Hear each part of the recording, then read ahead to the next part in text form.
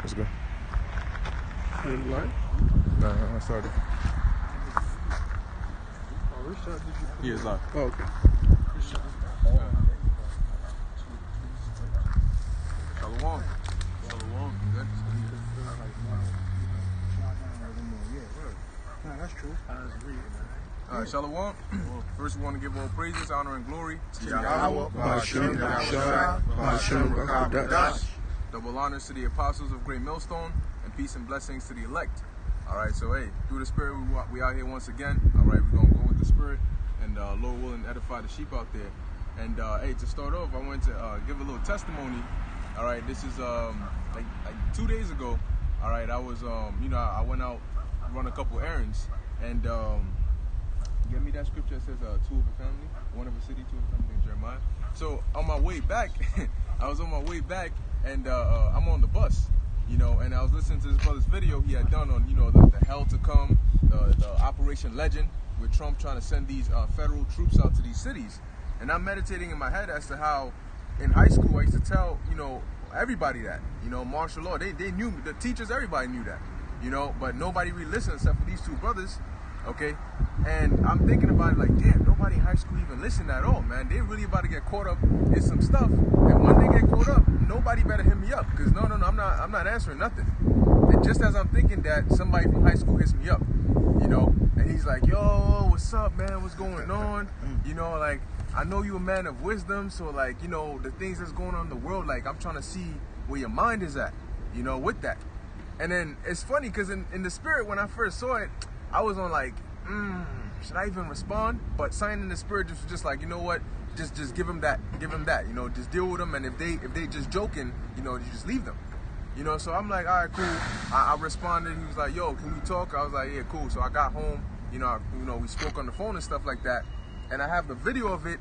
But we were talking, and then we started going into some scriptures.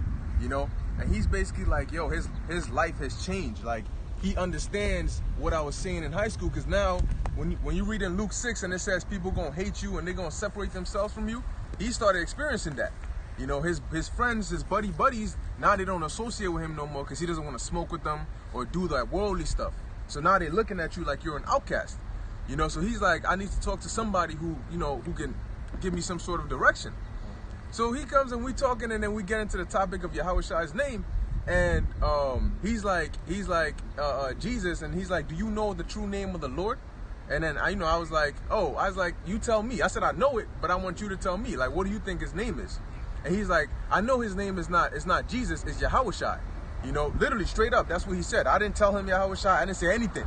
I just asked him years ago. Man. And he said he doesn't remember where he heard it, but it stuck with him when he heard it. And I'm thinking that's like 3 years ago when I used to tell them that in school. And it shows you how the Lord works, because 3 years later, I used to tell them and they would joke about it, but 3 years later, the Lord said, 4 years, the Lord said, nah, now is your time, Oh, it's mercy. That's beautiful. So I got the record, I'm gonna bring it out, I'm gonna play it so brothers can see it. He said, I know his name is not Jesus, it's Yahweh. And I put in the chat, he said, it's Yahweh. And I was shocked. I was actually shocked, like, to the point where, like, it shows you when the Lord said that this truth is going out, this truth is going out. It's everywhere, man. Okay, it's everywhere. And then he got two younger brothers who, I was breaking it down to them, teaching them a few things, and they actually, like, you can see the zeal and the belief, all right, in their eyes. Everything when you first come into the truth and you hear things and it clicks and you get that rejuvenation, that's what I was seeing in their spirit. And I taught them the name and they said it. I have it as well. All right, Yahweh Ba'ashem Yahweh. Okay, so it goes to show you, man, that look, the Most High, when he says Baruch 2:30 on down, he said, in the land of their captivity they shall remember themselves and think upon my name. Hey, this Ezekiel 33 and 33. It says, and when this come to pass, lo, it will come, then shall they know that a prophet have been amongst them. So when this comes to pass, lo, and that's what happened was the things that are happening in the world right now, everybody's starting to see that setting. Because it's understandable, 4 years ago, none of this was really happening. So if I'm telling you about martial law and the chip, you like, bro, what are you talking about? You not see how the world looks? But when you start seeing us going towards that direction, and you're starting to see the beginning of it, then what are you gonna think about? You're gonna think about, yo, this is exactly what he was saying. It sounded like what he was telling me. You know, like I gave the example. If you come on a test and you see a certain question and you've seen that question before in your notes, you're gonna go back to your notes to try and see the answer. So now that they're seeing what they've heard before somewhere, they're gonna go back to where they heard it from and say, yo, now what do we do? You know? Hey, but some are gonna have mercy, some are not. You know, some of them, they're gonna learn the hard way and it's gonna be too late for them. Okay? People really think it's a joke, especially the women too. You know, they think it's a joke. You know, they like that, nah, I still like this little 2 seconds of Esau's kingdom left. I still wanna enjoy that instead of using that 2 seconds to repent. Hey, yeah, my ex-girl, she worked for child services. She like a supervisor. They furloughed her like 10 days and told her like, you know, the state ain't really got no more funding. And before that, they furloughed her 5, so she fuck around and just get like laid off, you know? Then what, that enjoyment or that extra $600 on the unemployment, that shit is about to get cut off. From what they saying, you know, they gonna cut that off. So look, if they cut that off, me and the brother was going over that in the car. If they cut that off, you know, people was living luxurious off of that, buying fireworks, doing all kinds of dumb shit, you know, because that extra a lot of people don't even get $600 a week. People getting like net pay, you know, $400 or $500 a week. So with that extra 6, that's like $1,100-$1,200 a week just to sit on your ass. That's 12 times 4. What's that? 4,800. You know what I mean? Almost $5,000 a month. You know what I'm saying? So what is Jake doing with that money? Buying Gucci, shopping. You know, they not prepping for the prophecies. Not saying have faith in those items, but they not prepping for the prophecies in no way, shape, form, or fashion because they don't believe. You know what I mean? They buying TVs and doing all kinds of dumb shit. Now, like you're not in a pandemic. So when all that money, a lot of them not been paying their rent because in New York right now, you can't get evicted. You know what I'm saying? But when the courts and all that shit open back up, them landlords gonna have a case and a lot of them heathens. I mean, they gonna be like, look, there's no way they can say the COVID this, COVID that. The government gave you an extra $600.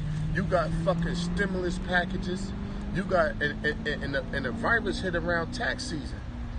You claim 2 kids on your income tax. You got 10, 11 stacks back on top of the $1,200 a week, on top of the stimulus packages we gave you. Where the fuck is our rent money? So, you know what I mean? A lot of people going to be getting evicted. A lot of people going to be getting kicked out because a lot of people took advantage of the Lord's mercy, man. Because the Lord threw you a bone right there. But people don't believe in the prophecies. Even though it applied to Esau, but it also applies to Jake when it said their inward thought is that their houses shall continue forever. They think this shit going to go on forever or it's just going to roll over, you know? I mean, right now, the land back of what the brother said, I was standing on my watch, and New York is getting ready to come get crashed down on with that eviction shit, because they know that y'all was accumulating so much money, and being that they up to phase 4 and opening back New York, them landlords want their money. They want their money now, and the pandemic is increasing in other states, but right now, New York got some hell to pay, because these housing projects, they on it. They on it. Right now, they on it. You know what I'm saying? So yeah, that's what, months behind. Say your rent like let's say 1,500. 1,500 times 4, that's 6 stacks. So they gonna want now. If you getting $1,200 a week, why the fuck you ain't got 6 stacks to pay your rent?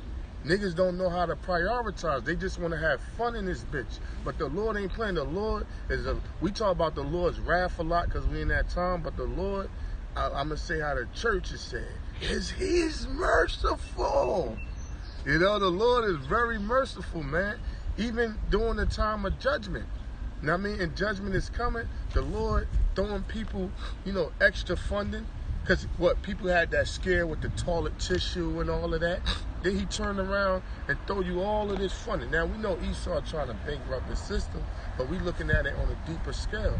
Jake getting all of this, and he doing more wickedness, celebrating holidays, doing these birthdays, you know, Easter and all these. If Christmas came around now, they'd be buying Christmas presents and all that. You know, going to weed smokeouts and all this crazy shit, man.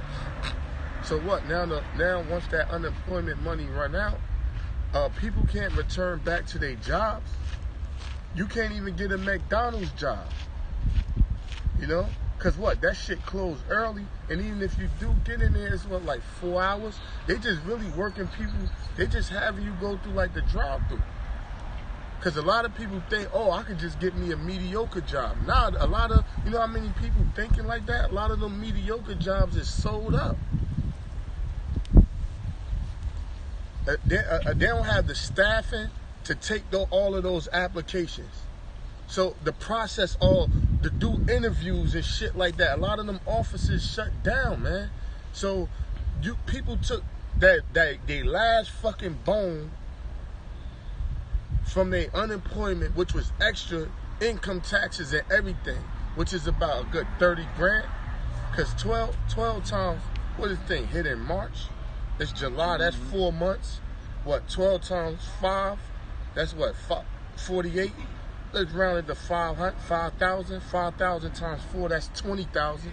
Plus, if you claim 2 kids on your income tax, that's another 10. Plus, so that's 30. Plus the $1,200 stimulus check, you possibly got like 32, 35,000 within them last 4 months. You know, but what niggas did with that, they splurged and had fun and did a bunch of fucking wickedness, man. Party, travel. Yeah, they did a bunch of fucking wickedness. Why? Because and I ain't saying, oh, trust in money, but I'm just showing you that if they even believed in the prophecies, the smallest bit, they wouldn't have did all of that. They would have been, oh, you know what? The Lord bringing judgment. Let me get some waters. While everybody partying and bullshitting, nobody thinking about waters now. Let me get some waters before all these motherfuckers start ambushing the waters. They ain't thinking about that. They thinking about Gucci, house parties, and all this other dumb shit. But now it's too late. Got a precept. What you got? Jeremiah. Oh yeah, bring out Jeremiah. This is the book of Jeremiah, chapter 3, verse 14. It says, "Turn, O backsliding children, saith the Lord Yahweh Ba'ashem Yahushai, for I am married unto you, and I will take you one of a city and two of a family, and I will bring you to Zion." Right, and that starts with coming into the truth, Barakatha. All right. So the Lord said, "I'll take you one of a city and two of a family." So you know you don't expect your whole entire family to get this truth. All right, which I was trying to explain to them that, look, he was saying, you know, his family's not really, you know, like it, but that was the same for all of us. You know, you come into this truth, the Most High is not going, like Abraham. The Most High took Abraham, all right, out of all his brothers and his family and separated him, all right, because the Most High doesn't deal with everybody. No, he deals with a remnant, all right, only a few. And you'll be blessed to have, you know what I'm saying, because you have certain people in this truth where you might be in it and your brother might not be, you know, but the Lord got everybody's path different. So I'm going to play this video real quick. I'll play it here, then I'll show it to the brothers. All right. I'll play it. Okay. There we go. There's a lot of glare off of it. I don't think they can see it. Oh, yeah? Let me see. Hold on. It's all good. So long as you hear this, it's fine. Once Satan stop playing games, all right? But, you know, here it is. Like I said, prior to me even saying anything, he told me the name was Yahushai. So now the question is, you didn't say Yeshua, you didn't say Yahashua, you didn't say any of that. Straight up Yahushai. The Lord had to put the Spirit on you to say that. You know, once it loads, I'll let you know. But the Lord had to put the Spirit on you to say that. Okay, because for the Lord to reveal his name onto you, that's not just a light thing, because the Lord's name is something special. That's why for all that long while, it was hidden. All right, I got it. Yeah, let me catch you real quick. All right, you said, what's his name? His real name is Yahushai. It's not Jesus. I'm pretty sure it's Yahushai. It's Yahushai, bro. You hear that? So I'm gonna show you. Said his real name is. That's heavy. Yeah. And the thing that shocked me is that this was before I even said anything. Got something to say. Okay.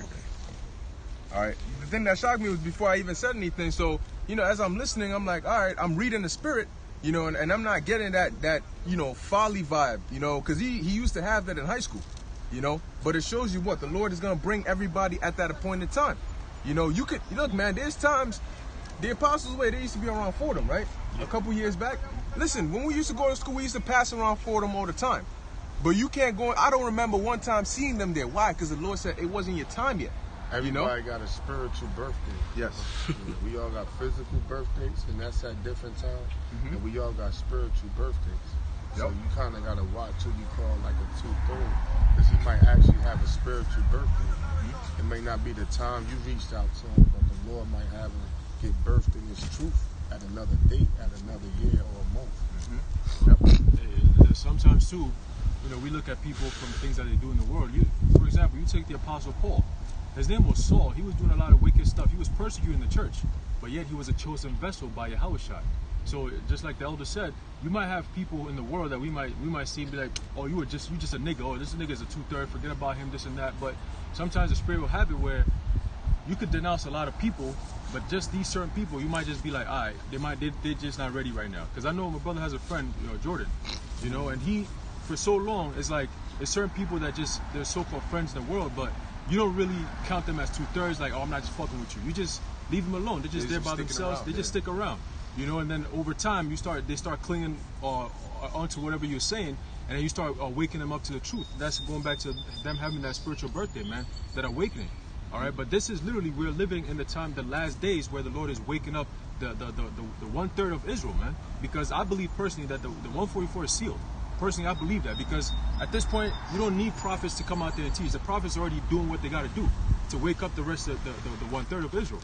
All right, and that's a spiritual thing. But you have, going back to the time of Noah, this is the time where the Lord is gathering in, the animals and putting them into the ark right now. That's why a lot of people are waking up, and the name is very important, because it's the name that's bringing in the sheep, because it's the name. Everybody could go around saying Jesus Christ and God, but every time you mention Yahweh Ba'Shem Yahushua, people look at you different. And like the scripture said, it says, well, my sheep heareth my voice. So we are the voices of the Lord, and we're calling upon the sheep of the Lord, which is the elect. And they're coming in. The Lord is literally putting them in the ark right now. And once that time is done, the doors of mercy are closed, that's when the destruction will come down, man. All right? That's right. Oh, no, you had something, right? Yeah, I had a precept. This is Ecclesiastes chapter 3, verse 1. To everything there is a season and a time to every purpose under heaven. Exactly, and that's a beautiful precept, man. To everything there is a season and a time to everything under the earth. All right? Under the sun. All right? Because hey, what did the Lord tell Ezra, man? This is one of the precepts I always go to. He said, don't haste not above the Most High, because your haste is in vain. The Most High already knows everything. All right, so you like, yo, Lord, please, why this, why that? He already set it up, and he told us, look, man, I'm not going to speed it up, and I'm not going to shorten it. When the date that I set for it, pursuant to Habakkuk 2 and 3, that's when it's going to happen. Now, if we were to go around and look at everybody, that's why the Lord told them elders and them wicked scribes, he that is without sin cast the first stone. Because here it is, they were willing to put the lady to death, but what about their sins? So you see somebody and you quick to condemn them as a 2/3, but what about you before you came into the truth? What if somebody was quick to condemn you as a 2/3? What if it was up to brothers to determine who was going to get salvation or not, and because you weren't in the truth at the time, they saw you as a 2/3 and condemned you, Because you're going to do that to somebody, but what if somebody did that to you? Hey, you got to have mercy, man. Okay, you see somebody, and before you even test their spirit, you're already, oh no, you this, oh you that, you this. You got to understand, man, that Israel sheep, there's some sheep that are just hard-headed, but they have a good heart. They have a good spirit. The Lord sets everybody up different. We're not all the same. Every brother's different. Some come around later. Like Paul said, you got to know how to be abound in the base.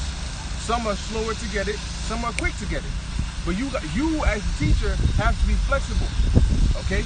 So you got to know, all right, how do I bring it to talk to, like, you might be talking to somebody that's professional, like spiritual code switching. You talk to somebody that's in the hood, you talk to somebody that's more professional, it's all different ways of going about it. If you know this person is into Illuminati, and this person is into more political things, you could bring him into the truth by speaking more about the satanic parts and linking the scriptures with the Illuminati, and you hook him in that way. speak their language. Yeah, this is the thing. When I first came into truth, and I was listening to Elder, that's how I came into. I was like, he's speaking like how I speak, like third language and shit. I'm like, oh, I understand this shit. It's easy to understand. If I seen the people, the shit inside, like, You don't relate. You don't relate. So you got to be relatable. Now, they speaking more on a religious aspect, or you got to know how to flow with it all, man. Hey, Paul said, I caught you with guile. So sometimes, you got to be slick with it, and you catch them. So long as you get them into the truth, and they stay, because the Lord said what? I have ordained you that you should go and bring forth fruit, and that your fruit should remain. So you able to get them here and bring them into the truth. The scriptures say the angels and the Lord rejoice over one sinner that repenteth, than 99 people that are condemned. Hey, this is a wise quote right here. It says the challenge of leadership or being a teacher is just always this balance. But the challenge of leadership is to be strong but not rude, to be kind but not weak, to be bold but not a bully, be thoughtful but not lazy, be humble but not timid, be proud but not arrogant, have humor without folly. So that's always, and then really ultimately, and for me being ahead, I struggle with that all the time.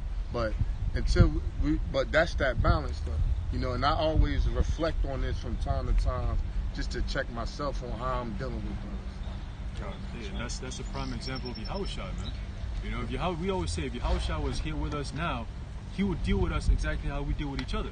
You know what I'm saying? Like, even though he's the head, like that's why when the disciples were arguing within themselves who's going to be the head or who's going to be higher than who in the kingdom, the greatest in the kingdom, he knew what they were talking about. He said, don't engage in those kind of conversations.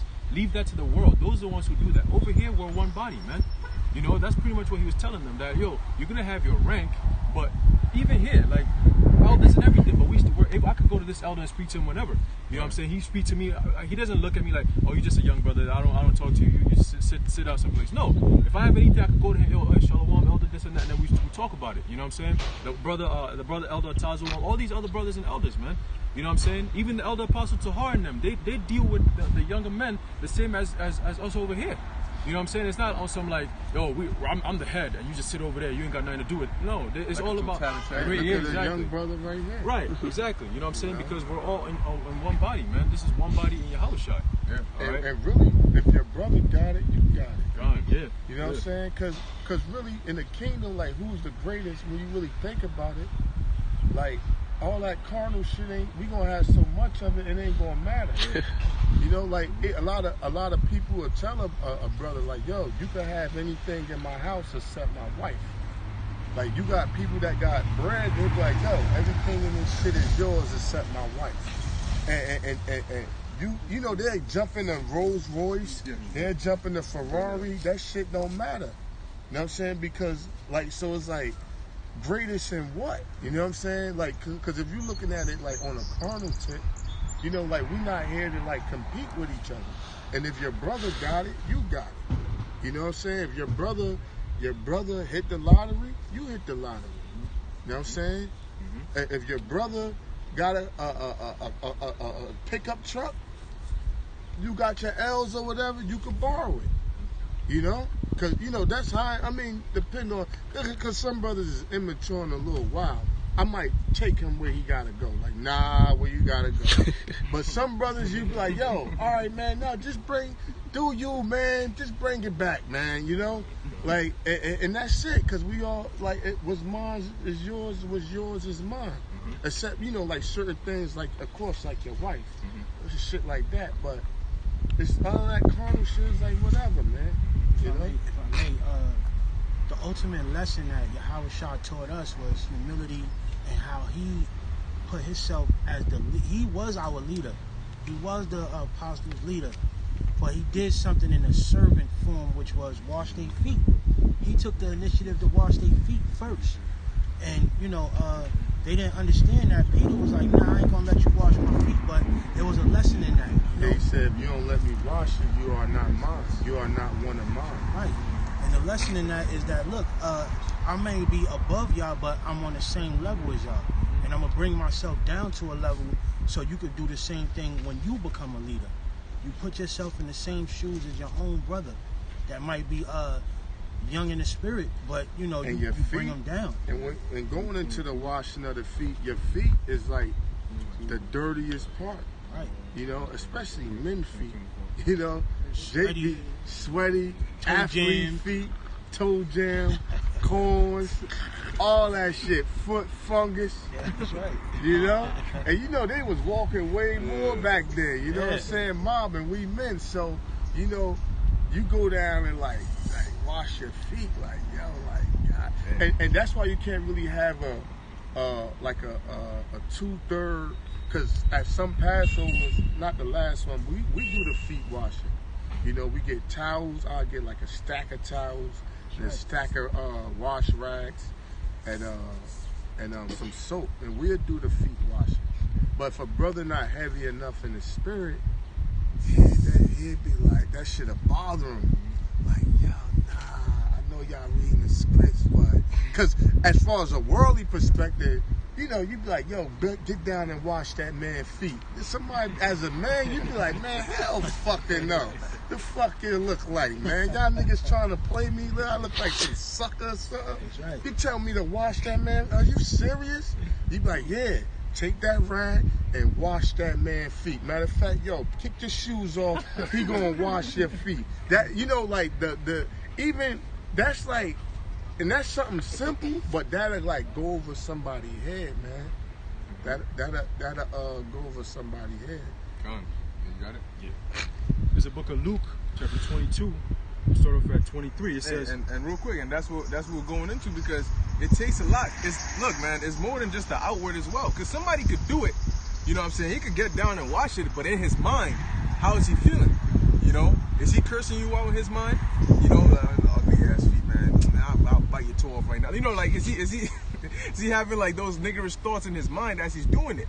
You know, that's why the Lord said you gotta do it in spirit and in truth. Yeah, because you could be like, or you could just throw some little water on it with a little soap and go swipe, and did 2 pats with the towel. Because the way I had it, it was a towel for each brother and a washcloth for each brother with the squeezed peppermint soap. So, you know, you and a brother will wash, like get up under the bottom. It'll be One 2 soap water. one soap and one rinse. Yeah, and the brother, you know, and dry it off. But, you know, if you ain't, you know, you could really be like, that shit could be like tormenting to your spirit. Like you like really don't want to do it. But you doing it because you don't want to look like the eyeball. But sometimes brothers gotta, you know, just be honest. Like, you know what, bro? I ain't really ready for all that right now. And I ain't saying, you know, and I would have been like, yo, I understand. I ain't gonna kick you out the Passover. You know what I'm saying? But sometimes brothers just gotta be honest. You know what I'm saying? Instead of being phony, getting down there doing something you don't really want to do, you could be like, listen, bro, I fully don't understand it. I know y'all read the script, but that's not fully like sitting with me too much right now. Maybe like next year, maybe I'll grow in the spirit some more. But if you mind, I'm gonna just sit out on this part. Maybe if you want me to leave, I'll leave. The Lord have mercy on me. I don't know what you want me to do, but I'm not ready for all that right now. You know the spirit jump on whoever. It's all right, brother, sit down, or he might tell you, you gotta go, or however, or listen, you know, you're gonna be out of the camp for a while till you go more in the spirit, or whatever this judgment be. But brothers just gotta be like a little more honest instead of doing something like hypocritical. Because when you do it and don't want to do it, and you like, it's like more phony. So brothers just gotta speak up as men and just be real and just being truthful. You know, a lot of times that'll get mercy like thrown at you. You know. At the end of the day, you know, we're rehearsing the righteous acts, you know, it's all through the Spirit. Right. You know, it's the book of Luke, chapter 22, verse 23. It says, that's what I was gonna say. I was gonna say, hey, why do you think that Israel loved King David so much? Because it tells you he went in and out before them, he danced with them. You know, now they wouldn't disrespect him, you know, but they didn't feel like I feel like even in retail, for example, the best managers are those who their employees don't feel like I'm working for you, but more like I'm working with you, but I still got that level of respect for you. You know, because when it comes down to it, you're not afraid to get your hands dirty with me to show me what I gotta do. You're not gonna do it for me, but to show me how to do it, you're cool with it, you know? And that's why, hey, Paul cursed out Peter, because he was basically telling Peter, look, man, how is it that when James and them are not here, right? In Galatians, you're gonna be eating with us and with the Gentiles and hanging out with us, but then when you hear that they coming, you act as though you're too good for them. Like, nah, I don't want to be seen around them because of what they're gonna think about me. You know, and he basically said, I withstood him to his face and basically rebuked him. You know? It's the book of Luke chapter 22, verse 23. It says, and they began to inquire among themselves which of them it was that should do this thing. And there was also a strife among them, which of them should be accounted the greatest. And he said unto them, which is Yahushua, he says, because that's the being in the flesh. That's something, you know. It's like vain glory, okay? Because in the kingdom, why would I care if this brother's over me or not? Because what he has, I have. You know what I'm saying? Why would I want to go to his house and get his cattle when I can get as much cattle as I want? You know, I can have as many women as I want. So everything that I want, I can have to my heart's desire. So why would I be jealous over your rank? What's your rank gonna do for me? I don't care. I'm happy with my wives. I'm happy with my house. I'm happy with everything I was blessed with. So why should I care about your rank? But that's vain glory in this society. That's what Esau teaches, man. Esau teaches that from childhood. You know what I'm saying? I mean, the family homes, the schools, the workplace, all that is all about competition. And why do they do that? So they can vet and have the best. You know, just a few. That's why you have school. You know, you go to school, the ones who have the highest GPA are the ones who are going to have the best jobs. You know what I'm saying? If you're a very smart kid, let's say you go to law school or whatever, you end up being, most of the time, you end up being a Mason. Because those are the students that they're looking for. 4.0 students, so they can use them to control the other people, man. So that's why they always use that competition shit. But Yahushua is not talking about competition. He's talking about working as one body. You see what I'm saying? That's how you're going to have a function, a well-engined, well-oiled machine. All right? So continuing, verse 24, it says, and there was also strife among them, which of them should be accounted the greatest. And he said unto them, the kings of the Gentiles exercise lordship over them, and it says, and they that exercise authority upon them are called the benefactors. But ye shall not be so, but he that is greatest among you, let him be as the younger, and he that is chief as he that doth serve. For whether is greater he that sitteth at meat, or he that serveth? Right. So who's greater? If you, for example, if you were to go into a house, right, and you see somebody serving everybody, and then you see the one who's sitting in the, in the big chair like this, waiting to be served, who you gonna think is greater? The one who's getting served, not the one who's serving. So that's what Yahushua is telling them. But check what he says after that. He says, it's not he that sitteth at meat, but I am among you as he that serveth. So Yahushua is saying that the Gentiles exercise lordship. They have that ranks and all of that. You know, of course, for order. But if you go somewhere and you see somebody serving everybody, and then you see somebody getting served, who is greater? The one that's getting served, of course, right? But here it is, I'm serving you. You know, think about that. Yahushua was the greatest amongst them, but yet he took the position of the least, and as in serving you.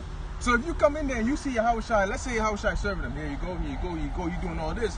If you come in there and you don't know any better, you say, wait, okay, so Peter must be the top guy, and Yahushua must be the servant, you know? And that shows you what? Humility. To the point where hey man, Yahushua, he was the first spirit created. The Lord gave him the blueprints to create everything you see here, spirits included. And look at what he's doing, you know? Take it, and he himself, he told Peter, look, if I don't wash your feet, man, you ain't got no part of this. Right. You know?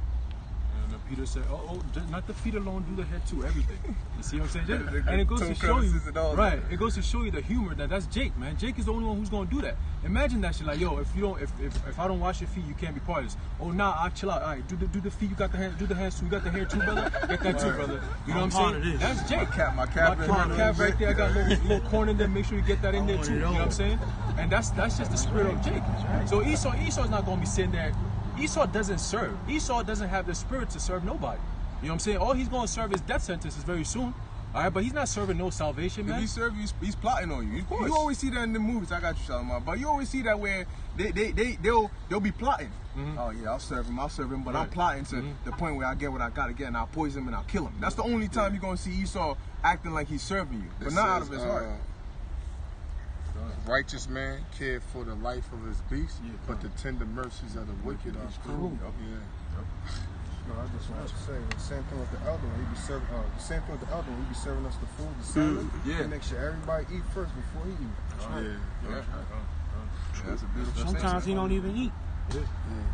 I be like, so sometimes, you know, He might not eat. be so like like exhausted, drinking. You know, the drinks too, like got yeast in it. Sometimes that fill you up with the beer. You know, ask around, hey, you ate? Hey, you got a plate? Yeah. Hey, brother, you got a plate? Hey, what you want that salmon? Hey, I got, you know, and that's like, you know, that makes you like, you look up to him as like, damn, like that's a beautiful quality. You know, you don't build resentment or hate because you're like, why would I hate on somebody that's, you know what I'm saying? Like, here it is, you're not flexing around like, yo, you in my house, you know what I'm saying? Like, you go get the grill, you go do this, you know? But you're taking that role of a servant, man. And that's a beautiful thing, man. The Lord bless you for that. He said, the greater thou art, the more humble thou shalt. That's where that saying come from. I'll give you the shirt off of my back. That means that you would rather go cold just to make sure the next person or your next brother will be warm. You got that, right? And that's how you know we got the truth, because people in the world don't have that attitude, man. Until you come into this truth, you don't really want to give yourself out to other people, not even your boys, man. I was talking to Carl about it the other day about how you could go, you have friends in the world you haven't seen in probably 5 years. You see it, you're like, yo, bro, how you been, man? But you could go like 2 weeks without seeing a brother. You see like, yo, shalom, bro. Like, it's a different vibe. You know what I'm saying? It's a brotherly, real brotherly vibe, man. And it's like, you can't really put a price on it. Neither can you put any type of like measurement on it, because it's just all through the spirit. You know what I'm saying? We're in the flesh, but our spirits are always like, you know, either groaning or they're happy or vexed or whatever it might be. And we always feel the same thing. It's more You know? genuine. It's even like, I've even like seen it a couple times with like body language. You can't fully always go off it because it's body language. But they say when when somebody not as happy to see you, like they smile with their bottom muscle. But when somebody like really happy to see you, like their eyebrows jump a little bit, and this shit like it's real. You gotta watch it because it's real slight. Like you'll see they will smile like with their upper facial muscles instead of like, you know, like just that down bottom area. But when somebody real happy to see you, like they will like they'll be like you'll see it, and then like this shit'll tighten up. You'll be like, oh shit, you know what I'm saying? That's true. Little tactics. That's heavy, man. Hey, and it goes to show you, the Lord shows you the dynamic even with parents and their child. When you look at the baby compared to the parent, the child is weaker. The child is lower than the parents. But you look at how the parents take care of the children, you think that the child is the one who's above their parent. You know, they make sure they're fed on time. They make sure they take care of them. Anything that comes, they try to protect them and from harm's way and all of that. They work for them. You work for them, because you're quote unquote greater. You gotta help one that can't help himself to that extent.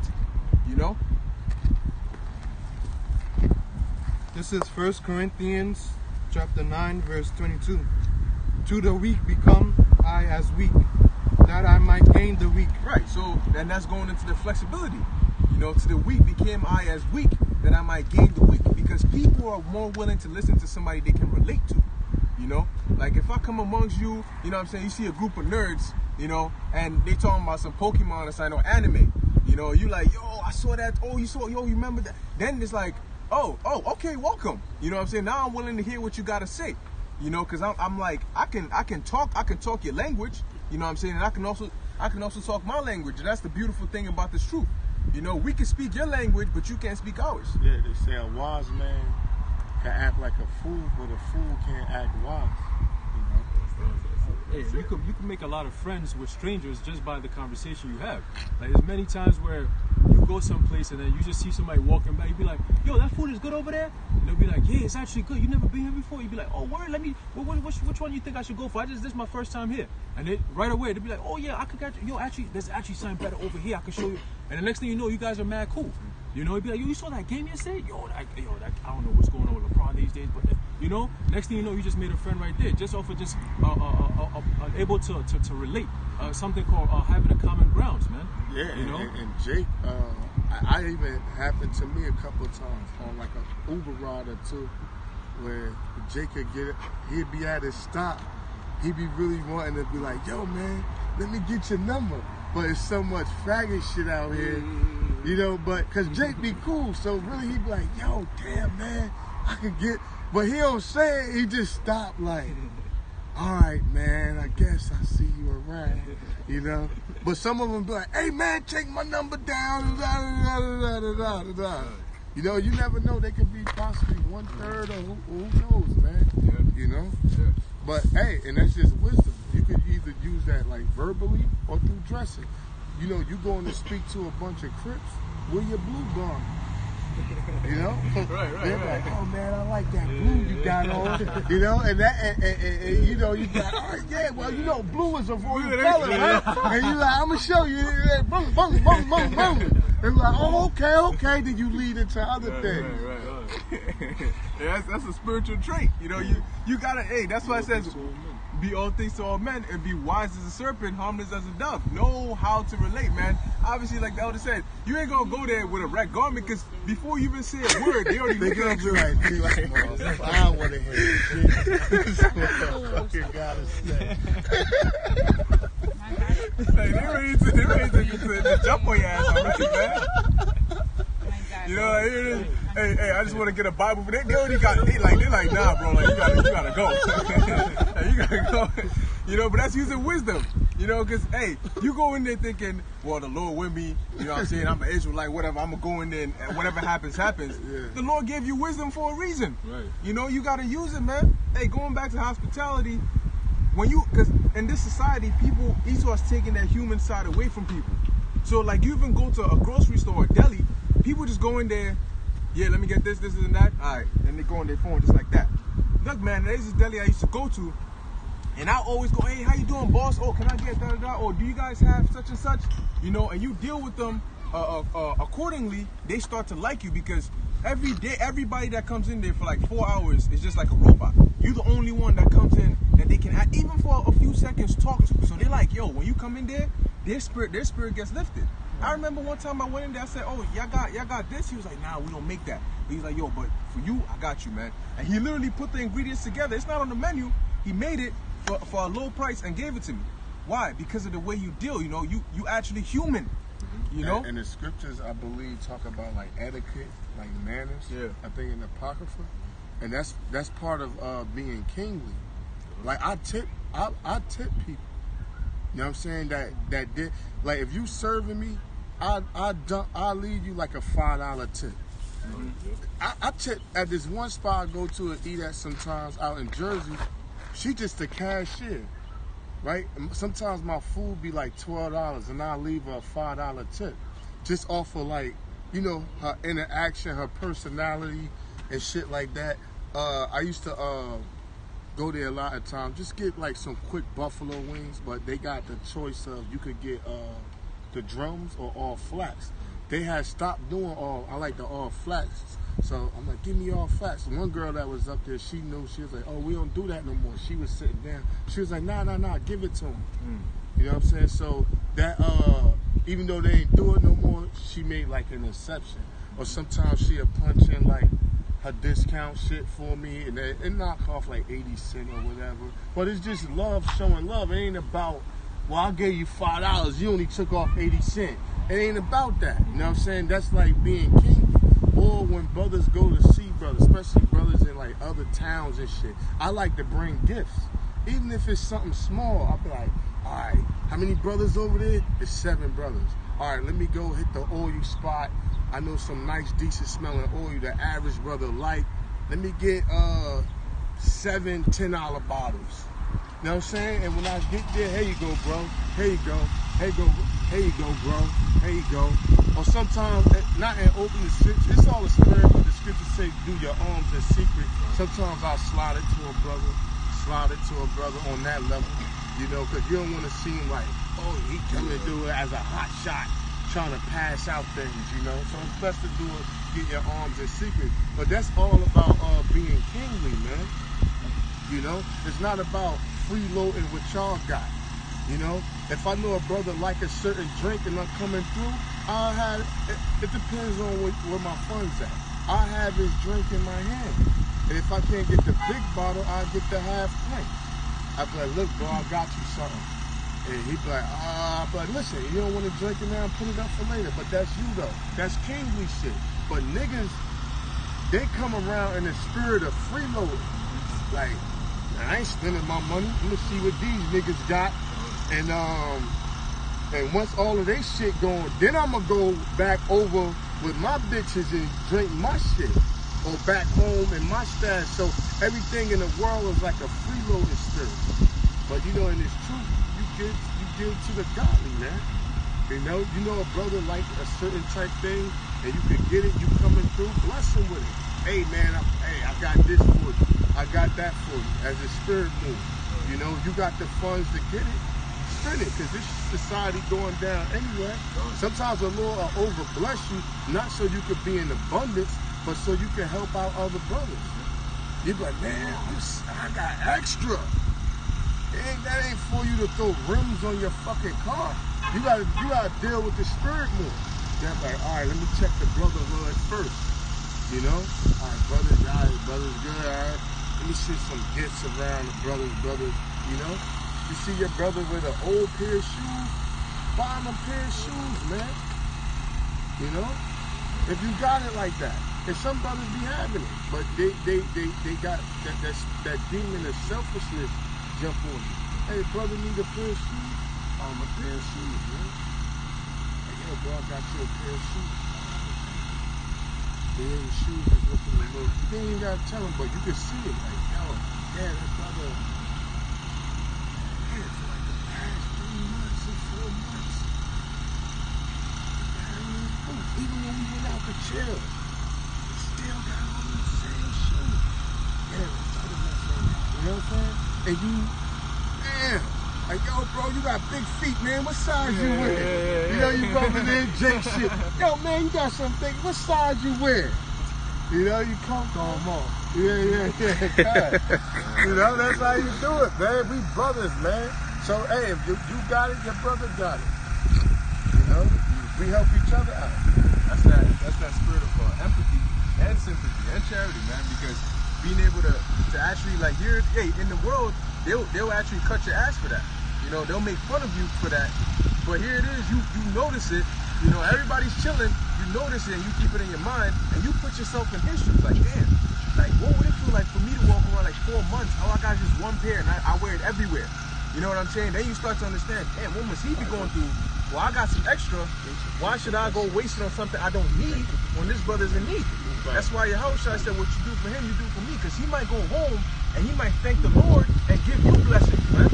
You know? And next thing you know, you're not expecting it. You might be in a position where he can help you.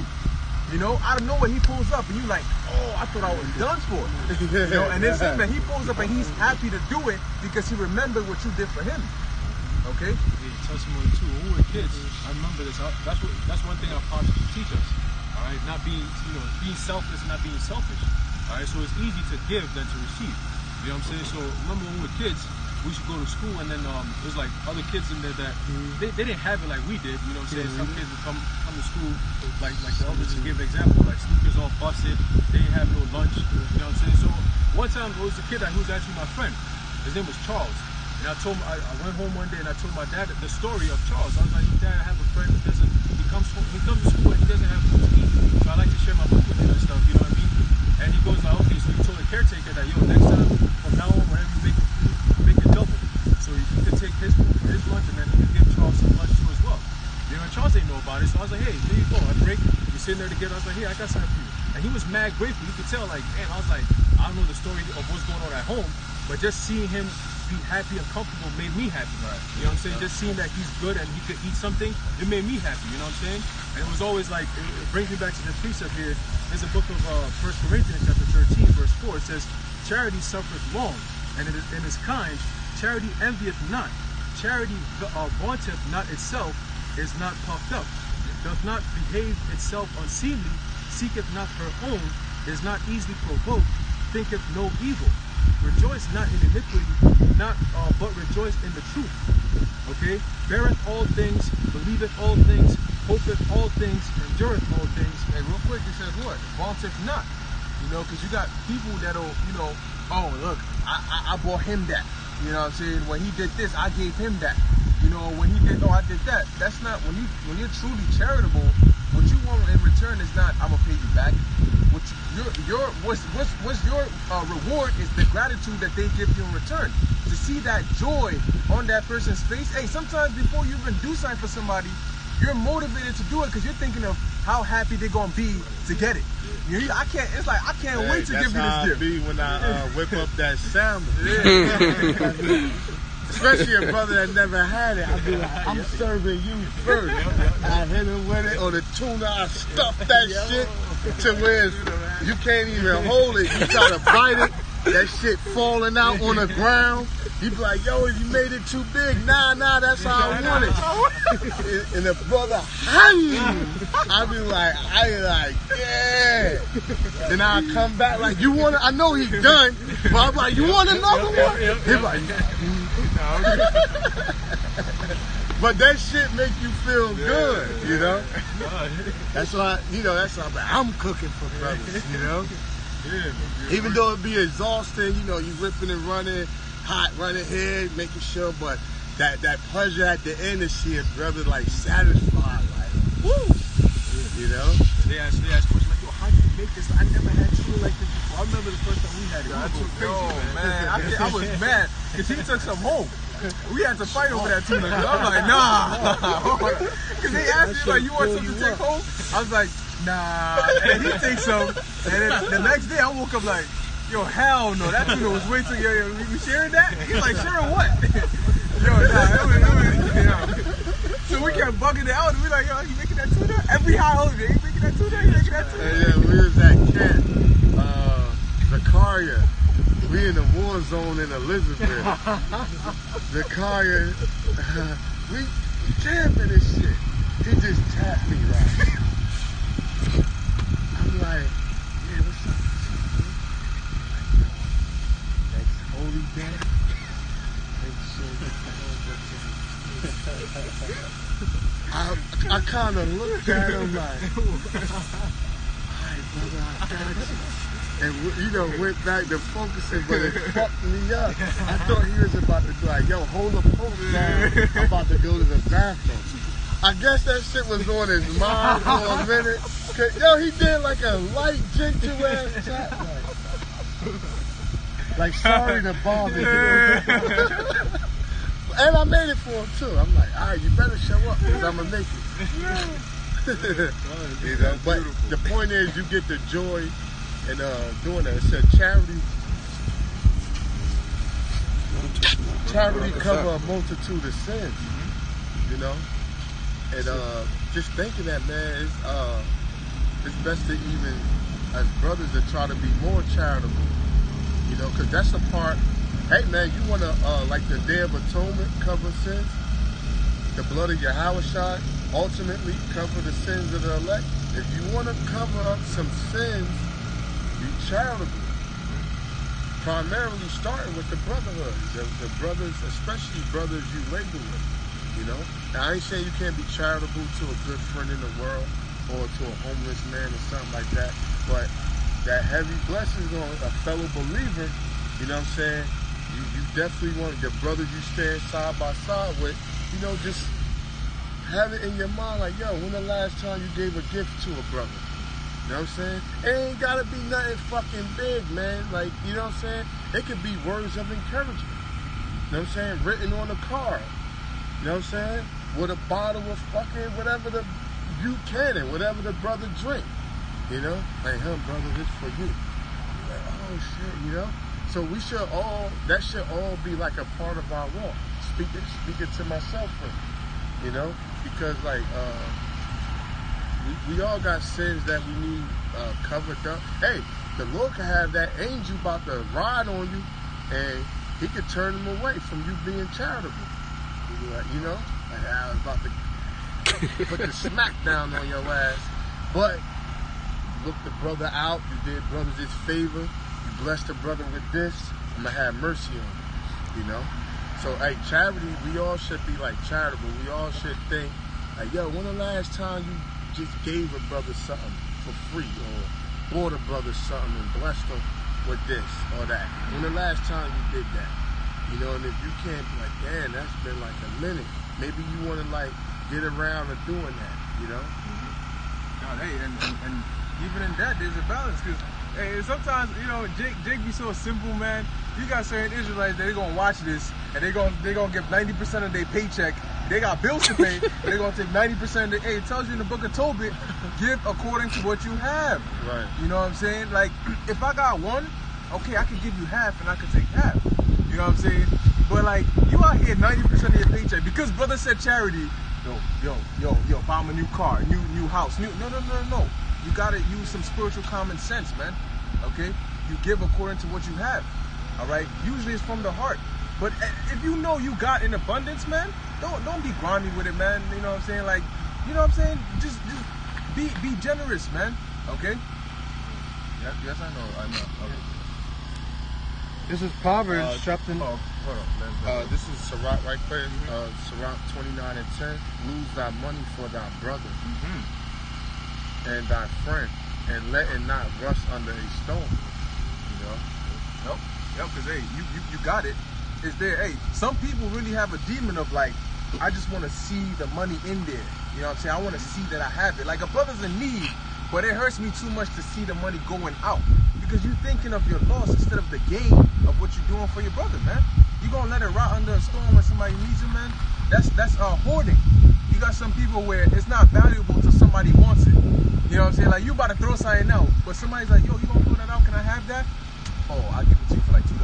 Bro, you was just about to throw it out, but just because now somebody wants it, now you feel like it has some sort of value, so now I got to charge you for it. Right. Yeah, you know? that's And people are like, going back to what the elders have read, don't let it rust. You got a lot of people too that have the mindset of the future. Like, oh, I'm gonna just keep this money so the future I can use it. Meanwhile, a brother needs the stuff now. You gotta be able to be willing not to think of yourself in the future, because who knows, you might just die. What about then? What if the Most High was to say, nah, you know what, you fool, I'm taking you over tonight. And then now you got the money over there and nobody can ask him, the brother's suffering somewhere. Meanwhile, if you would have done it, guess what, the Lord would probably bless you in abundance. And now everything would have been played out perfectly for you, man. And a lot of that money rust, meaning rust mean what, go to waste. Because people be so stingy, they'll stash it in a spot where nobody know where it's at. You know? Oh, Nipsey Hussle, he had this song on one of his albums, I forgot. His brother, this shit was heavy. I forget the name of the track. But his brother had buried like $100,000 or some shit in the earth. But by the time he went to like dig it up, the brother didn't like wrap it, like, and the shit like molded and like rusted. That's what happened to Pablo Escobar too. He was stashing millions in the earth, and when they went to go and get it, it was molded.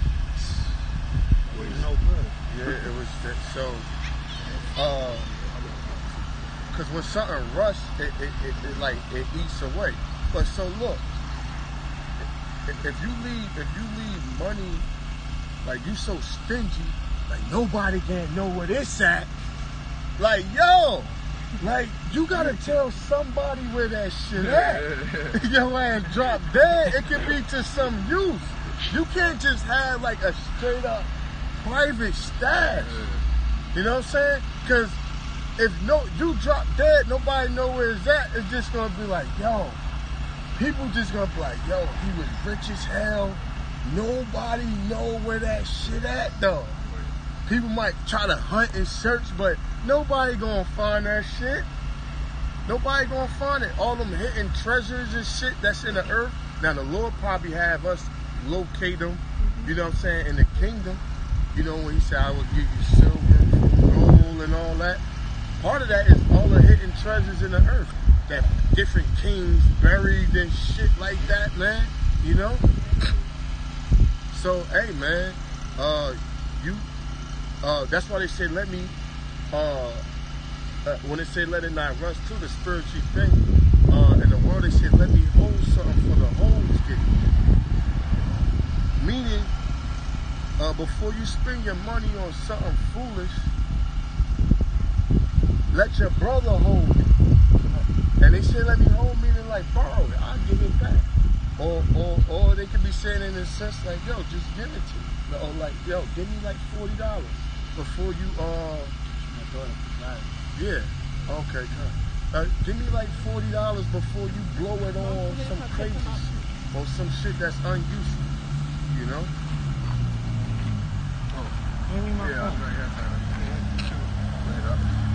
This is Proverbs chapter 19, verse 17. He that hath pity upon the poor lendeth unto the Lord, and that which he hath given will so he it says, pay. he that hath pity on the poor lendeth unto the Lord. Why? Because the poor can't pay you back. And the Lord will pay you back but through a blessing. You know? Right. Here it is, you paying the poor, but you can't have the mindset, if you lend him like 50 cash and he's out here on the street, how is he gonna come back and pay you that 50? You know? But hey, something might happen where the Lord will bless you with something. And you like, damn, like this is a heavy blessing that came out of nowhere.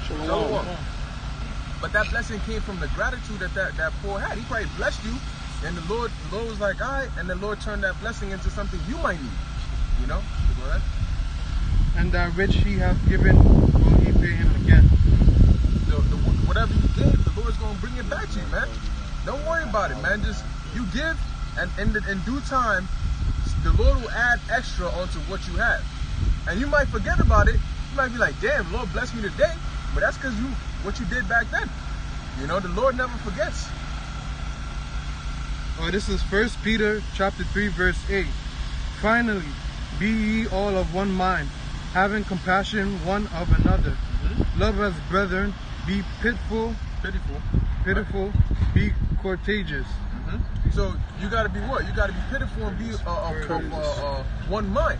All right. If we have one mind, then whatever you feeling, I'm gonna feel the same. If a brother's not feeling well, I'm not gonna just be able to just go about my business. I'm gonna feel like, damn, that brother's not. Like it's on my mind. Like, yo, what you need? Everything good? Calling to check up on him as if you were sick. Yeah, pitiful, some synonyms, sad, heart rendering. Affectionate, touching, sorrowful, And those are strong emotions, man. It'll drive you to do something. Like there was that story about that man in I think he was downtown. He was like a homeless man. Something Davis. Saint Davis. He died, right? Yeah. He was like a homeless man who they recorded his story, and he was saying, look, man, I'm not crazy. Oh, battery. I'm not get that from him. It's in my black bag, the smallest zip.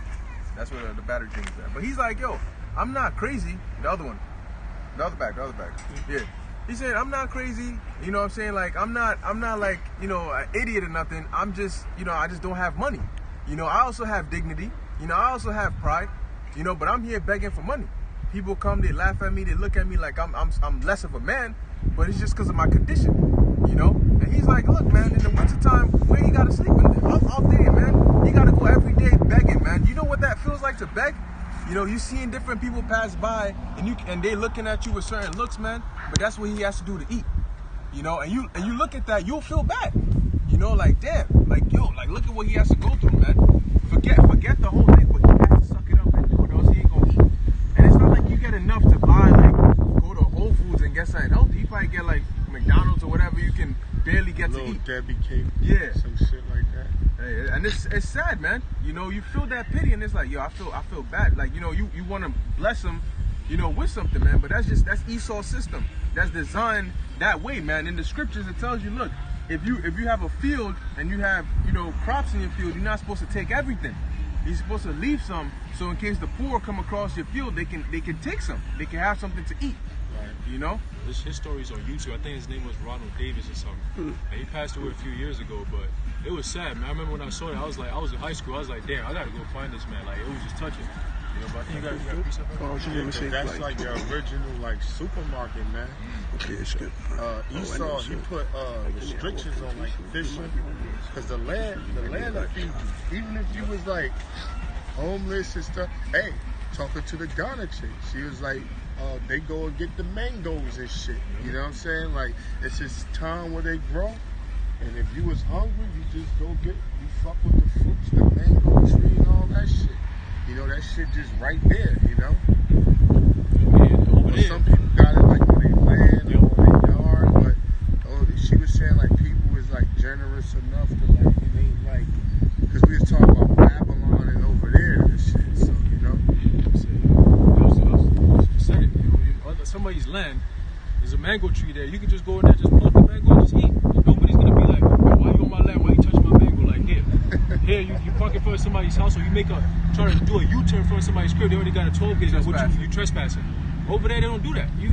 The land is there. Nobody has ownership like that. Like, it's your land, yeah, it's your name on it, but the stuff that's on it, anyone can use it. As long as you're not coming in there abusing it, cutting down the tree or whatever. If you're hungry, go through and eat. Right. You know? Right. Hey, what goes around comes around, man. Because the Most High sees it and he dishes it out. You know, like, and the brother just made a good point. He said, look, man, you could help somebody that's homeless, and then when the time comes, let's say you don't want to take the chip or whatever, you got to be on the streets for a while, that person could see you and be like, yo, let me, I got you. You know what I'm saying? Like, this, you new to this thing. You know what I'm saying? So I can show you little pointers here and there, guide you here or guide you there. You know, because they've been doing it basically their whole lives. Now, not saying that the Lord, you know what I'm saying, the Lord gonna have you like, you know, eating shit off the floor and stuff like that. The Lord's gonna provide for you, all right? But you gonna have your faith tested, you know? And the things you've done, they're gonna come back to you, because the Most High never forgets, man. Remember, judgment and mercy come from the Lord, okay? It's like you watching a movie and you seeing somebody and all he's doing is just, he's an asshole, you know, he's arrogant. You're like, I hope something bad happens to you. You know, so when the Most High looking at you like that, he's like, man, I can't wait to get your ass. You know, but if you see somebody that's, you know, he's humble, he's willing to help people out, and then he gets into some trouble, you instantly want to help him out. You know? Oh yeah, that dude from Game of Thrones, man. Everybody wanted that nigga to die. You know what I'm saying? Word. Is that my answer?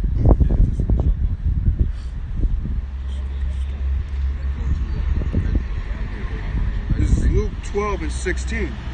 And he spake a parable unto them, saying, the ground of a certain rich man brought forth plentiful.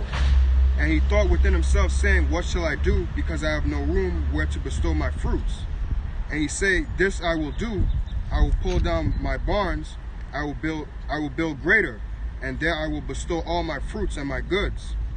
And I will say to my soul, soul, thou hast much goods laid up for many years.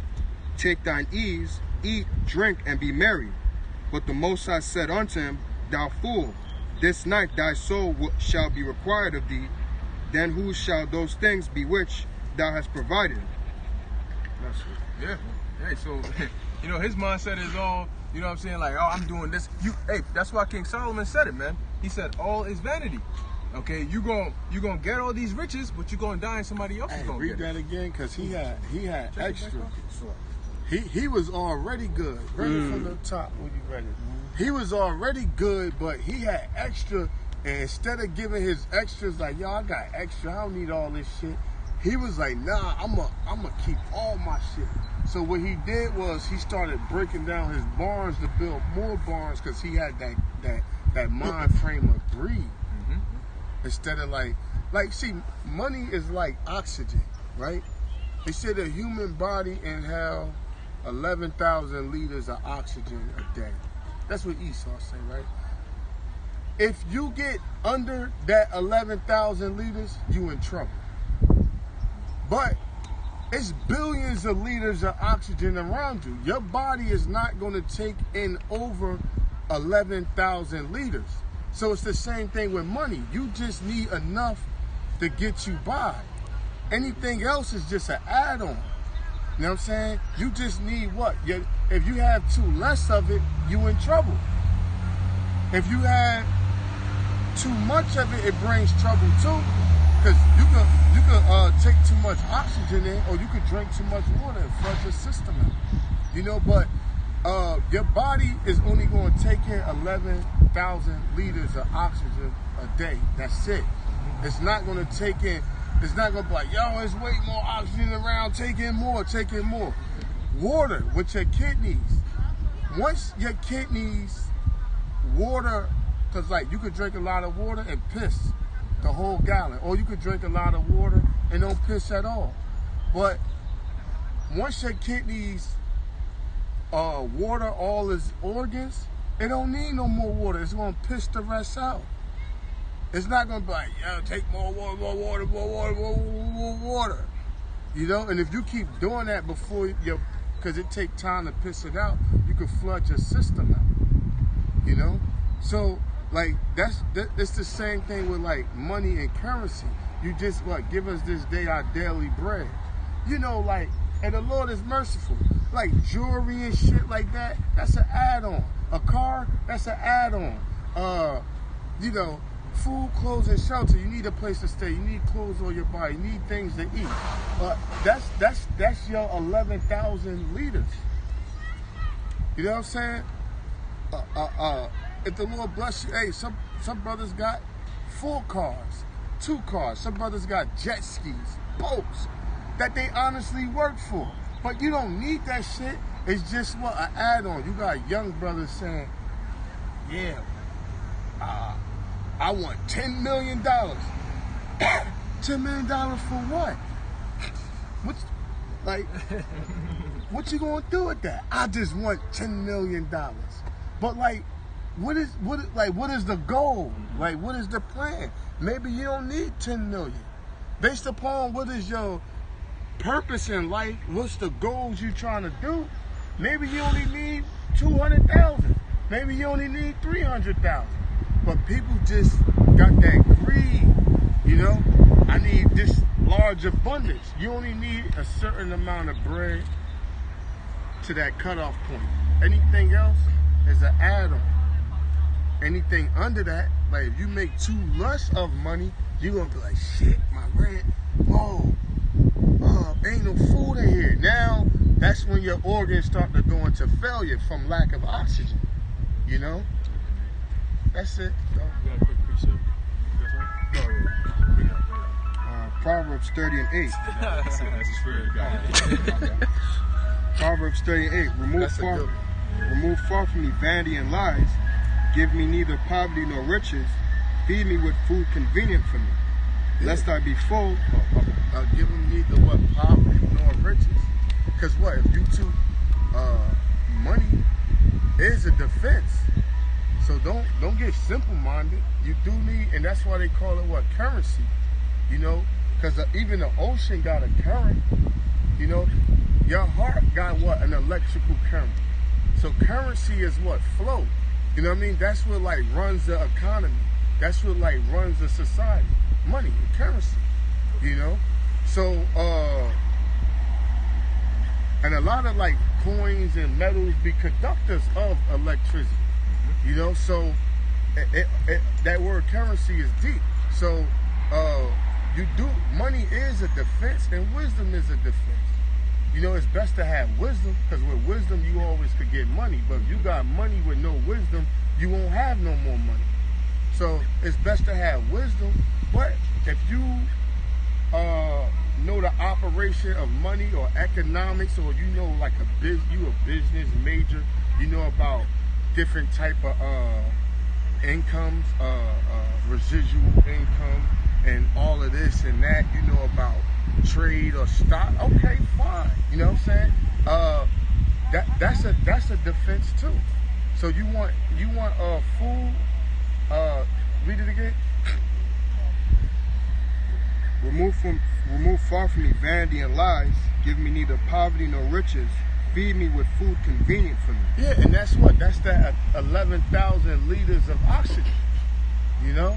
So where you like, all right, hey, sometimes you be broke. You know, you be like, I paid this, I put food in the house, I took care of my kids, the bills paid. Shit, you know how much I got? I got $2, but I'm good.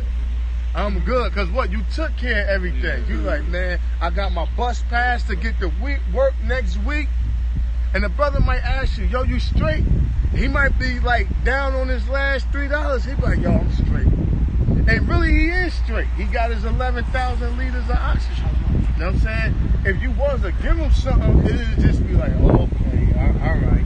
Maybe if, you know, I want to get a drink or something. But I got drinks in the house. But, okay, well, I'll just hold on to it. You know? It's just there. You know what I'm saying? That's why I said, like, it said, let it not rust. You know? A quick precept. There's a book of Ecclesiasticus, or the book of Sirach, chapter 39, verse 26. It says, the principal things for the whole use of man's life are water, fire, iron, and salt. Yeah, water. Esau make you pay for that. Fire. Esau, and fire you could use to cook, and you could use to make weapons. Because, look, you need weapons to either defend yourself, and you need weapons to clean your food. Cut a fish open, gut it. You got to take them scales off. Them scales which hold all the impurities of the water in. You know, fire, you could cook your food. You can make your pans and your pots. Heat, and you could also use like fire to defend off an animal. Say like 3 wolves trying to get you, your knife way over there, but you could light like a stick and use the fire to like fan them and flame them off, because they ain't gonna come in like run up on them flames. You know what I'm saying? So these things are just these are basic necessities of life, which is what your 11,000 liters of oxygen. You know. It says iron and salt, flour of wheat. Salt is what? You can use salt, sea salt to wash up, right? You can use salt for the preserve shit. You know, the food, the meat. You know, you could use salt to close up wounds, just in case you get hurt. It's also a medicine. You know, so it says salt, flour of wheat. Flour. That's now you're getting into what? Your sandwiches. You know, your bread. You know, because bread, hey, even now, bread take up a large part of people's diet. You know, like even if you wanted to trim down on some food, the key thing, people like, yo, stay the fuck away from that bread, bro. Because look, people eat what? You got the cold cut sandwiches, a lot of snacks got what? Bread in it. Like bread is like a major, hey, you go get a fish sandwich on a wheat bread, that's bread. You got, or even people that fry their food, they use a lot. Some people use the bread crumbs and all of that. So bread, which is the wheat, that's like a major part of somebody's diet. You know, even when you got it like in like the powder form, it's more preserved like that. Because you can always whip it up. Because going into our customs, they made unleavened cakes. When you go into around Lot's time, they said they baked unleavened cakes. I think when the angels came in, they made showing you, even before the Passover came, you know, they were just showing you how it was part of our people's custom to do the unleavened cakes and all that. But it was all set up through the spirit. So bread holds that. Hey man, that bread holds you the fuck down, man. Hey, you hungry? In the wilderness, he gave them what? The manna, and they gave them the quails and the manna. So when you really think about it, that's Israel all day. I just came from down south. What they got? Waffle House. That's all the fuck down there. Waffle House, Waffle House, Waffle House, Waffle House. And what's that? Chicken and waffles. What's that? That's nigga food. And that's how you know. That's how you know we the Israelites, man. That's how you know. Them waffle and them, hey, you can't eat that shit every day. That shit'll fuck you up. But them chicken and waffle. And at first I looked at it like chicken and waffle. Y'all motherfuckers wildin'. What? But that shit is a wonderful mix. You know, and that's really what the Lord gave us in the wilderness. You know what I'm saying? Because the quail is in the chicken family, chicken and bread. You know what I'm saying? And even when you go in the chicken shack, you might not even ask for a roll. You be like, yo, let me get a kill breast. As soon as she throw the kill breast in the bag, he gonna grab one of them rolls. I gotta tell him, no roll, no bread, no bread, no bread. Because they just go and Hey, they'll give Jake shit else for free. But what one thing they would add in, that piece of they grab that roll. He be like, nigga, you won't give me an extra hot sauce. You won't give me extra ketchup. You won't give me shit. But one thing you grab with that chicken is a roll. Yeah, it could be a fucking wing. He might throw a roll with it. So just to show you that's nigga food, man. Chicken and bread, you know, which was the meal that the Lord blessed us in the wilderness. It's even with us unto this day. And you go down there, you know, like I said, the Waffle House is made off of that whole concept. You know, it says honey. Milk. Hey, honey is good. Like you could use it for medicine. It's a natural sweetener. You got milk. You know, you could use the milk like for your child, because sometimes the mother like need a break, because like the child would be like too heavy on her. It'd be draining her. So you could like use the milk or substitute the milk, the goat milk, because the goat milk is more compatible with the human body. And hey, if you got my short Eve brother, this nigga got chickens. He live in Long Island. This nigga got like chickens, not a bunch of them. He got a couple of chickens, and he got a goat. I was like, damn. And he's some hood nigga, but this shit kind of fucked me up. I'm like, yo, this nigga kind of ahead of the game. You know? Because look, if you got a goat, that's milk. That's milk all day, and chickens lay eggs. And them shit start breeding and shit. You wait till like 6 weeks, you slaughter his ass, and boom. And that fresh killed chicken, man, that shit be on the money, man. That shit that you ain't freeze and pull out. Yeah. So these are the basic necessities of life, but Esau charged you an arm and a leg for it. You know, if you got a little land, it ain't much or a lot. Hey, you got a goat. Hey, that's milk all day. That's milk all day. You got a chicken, that's eggs. And a lot of this shit you go to the supermarket for be like right there on your land. You give me Lamentations 5. It tells you how we had paid for how we had paid 5. It's like in the beginning. You said 5? 5 and like 3. Okay. How we had paid for like our food for. Oh, yeah, I know what you're talking about. It's Lamentations chapter 5. I can start off at 3. Lamentations chapter 5 verse 3 says, we are orphans and fatherless. Our mothers are as widows. We have drunken our water for money. Yeah, because the mothers had no attachment to their child. Their children is around, or their husbands is around, but they gone. You know what I'm saying? Because look, you get a wife, you can't enjoy your wife, because your ass always at work. You have kids, you can't enjoy your kids. You always going or scrambling. So it's like they there, but they not there. This Uber passenger jumped in the whip. She was joking and shit. She was like, hey, she was joking about the COVID shit. She was like, guess what? I'm like, what? She had to been a Jake. She looked like Edomite. She had a lively ass spirit. She's like, guess what?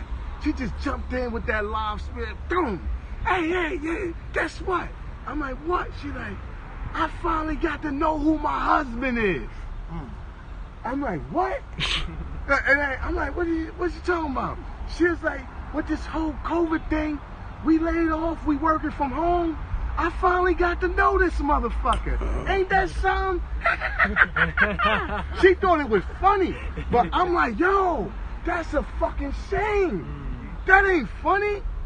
But she thought it to be funny. Like, she like married them. She was like, yeah, we met. We kind of loved each other and shit. We got married.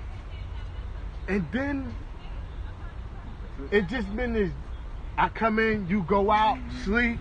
But it was like we never, and mainly this New York City life do that shit to a lot of people. This whole New York shit, this rat race, get up and go shit, move, hustle, and other cities may not be that bad, but yeah, that's what she said. She said, I finally get to know my husband for 4 years. And that's sad, man. So it says what? Our mothers are as widows. Because it's like, your husband not dead, he around, but it's like he's not there. You know? As widows. So it says, we have drunken our water for money. Yeah, you gotta pay for water. You know, you should have like you should be able to go to like a well or something and just get it for free. Put the bucket down there and get it for free. Yeah, like they do in Ghana. Yeah, she said they fetch water. I think she said they pay like a cedi or like Cedi, yeah, 1 cedi. Oh, city, yeah. Yeah. I'm like, yo, she's like, no, it costs 1 cedi.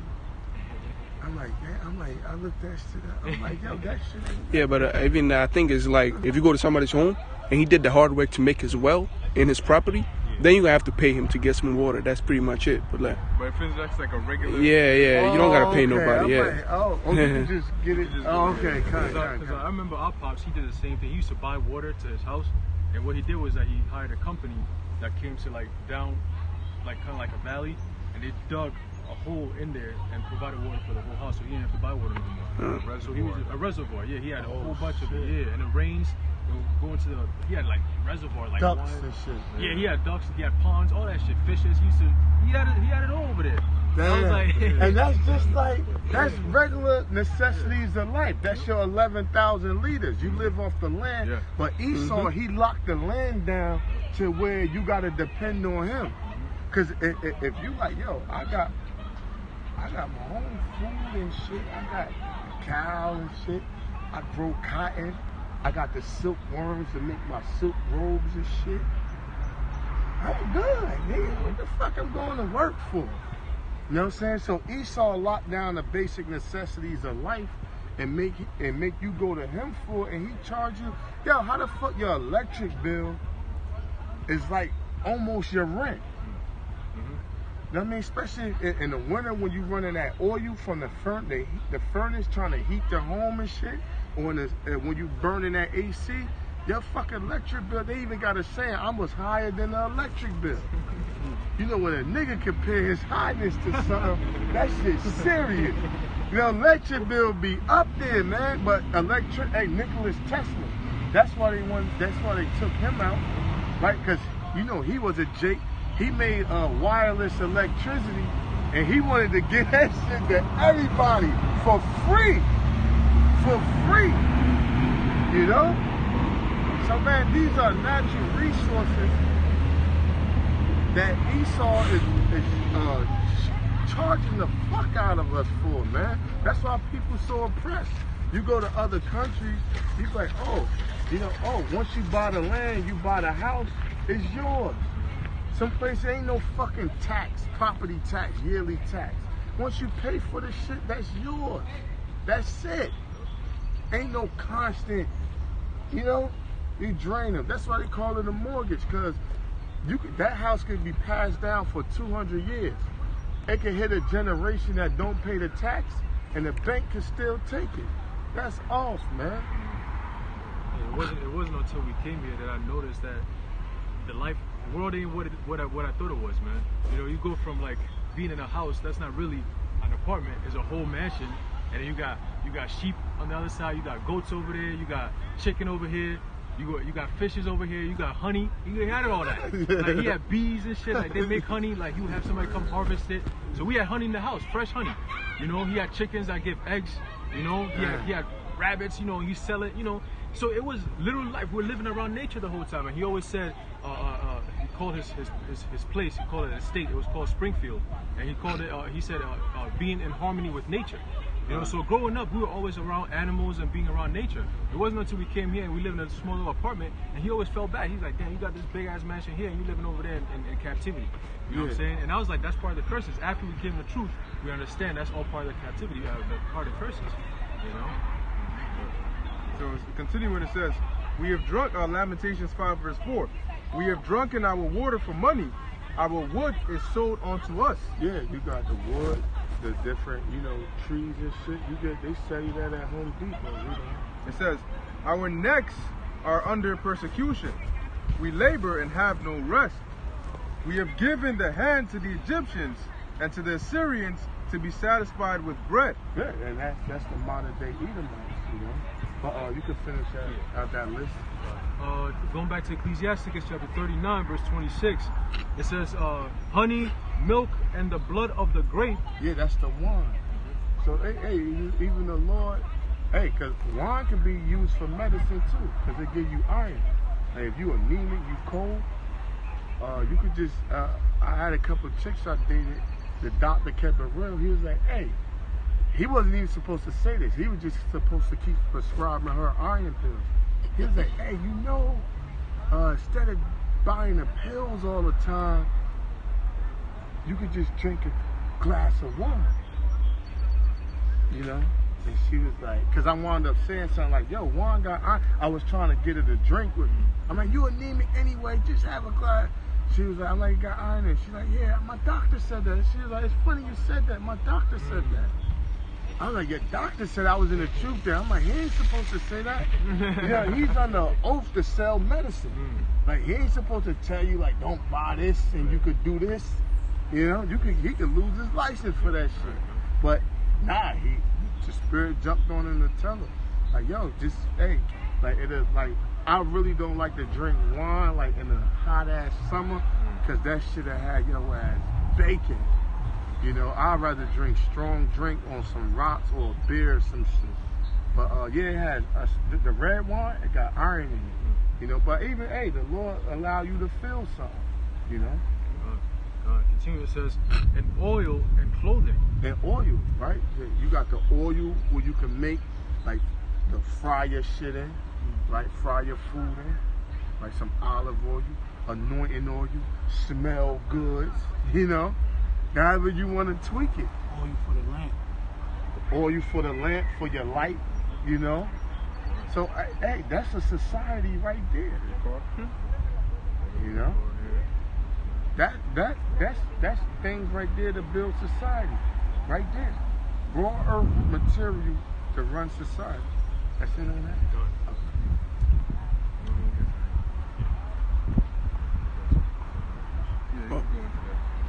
Hey, and also real quick, man, because I was reading earlier today in an article about the judge, because you know what they're doing in Portland right now, where they're sending them federal troops, all right, in there. And then basically Portland was filing for a restraining order, all right, so that the federal troops can't be doing what they're doing in there. And then the judge was like, nah, that's a dub. We gonna let them do that. Now they were gonna prohibit them from using protester weapons like, you know, tear gas and, you know, rubber bullets and stuff. And they told them, look, if you stop us from using that, we're gonna have to use lethal force. Because we can't stop these protesters. The only thing standing between us and shooting them down and killing them is these rubber bullets and these smoke grenades and so on and so forth. Not really grenades, but you know, the smoke things they be throwing, the tear gas. So if you prohibit us from using that and they start getting wild, we're gonna have to use lethal weapons. So they were like, oh, all right, if that's the case, then we're gonna let y'all go ahead and use the rubber bullets, so on and so forth. I was reading, I'm like, oh shit. You know, like, they getting serious with it. Because those federal troops, if you see, they got their face covered. You can't tell who they are. And when they come, they don't talk. They just come, if they got to grab you up, they grab you up. There was a video where they took this lady, they said, if you follow us, you will get shot. You know what I'm saying? We're going to shoot your ass. So they're in there. You can see society going, because these states, man, when they brought out the National Guard, man, I was laughing. Because I'm like, these guys are a joke. They look like regular dudes, with no face cover. They look like they just wearing the army fatigue, handing out sandwiches and helping old ladies cross the street. Yeah, a lot of them were dancing too, along with the protesters. They were doing TikTok videos. Yeah. You know, and we watched it like, yo, you came here to instill order, but you out here dancing with people like it's a joke. You know, and we were like thinking like, damn, like we always thought about the prophecies of when they shall come in like a flood. So when they shut things down, we said, oh, here we go. Brothers was all hype and stuff like, yo, this is it. They about to start running down. But one thing Esau always does is gradualism. He's not going to just come in. He has patience, like a serpent. He's not just going to come in and just swallow you whole. No, you wait for his opportunity where you're caught off guard. But the one thing he forgets is that we are not going to get caught off guard, because we're always going to stay on our watch. We're waiting for the prophecies to be fulfilled, and the rest of the people are sleeping because they got stimulus checks. Now, like the elder brought out earlier about how they're going to start cutting down these checks. there's a reason why they're doing that, because it's all leading to make you something called pressure from above and pressure from below.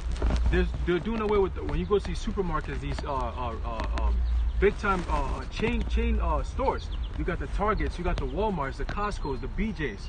Okay, what they're doing is they're shutting them down. They were doing that years ago, 3-4 years ago. Sears was closing down. Macy's closing, shutting down stores.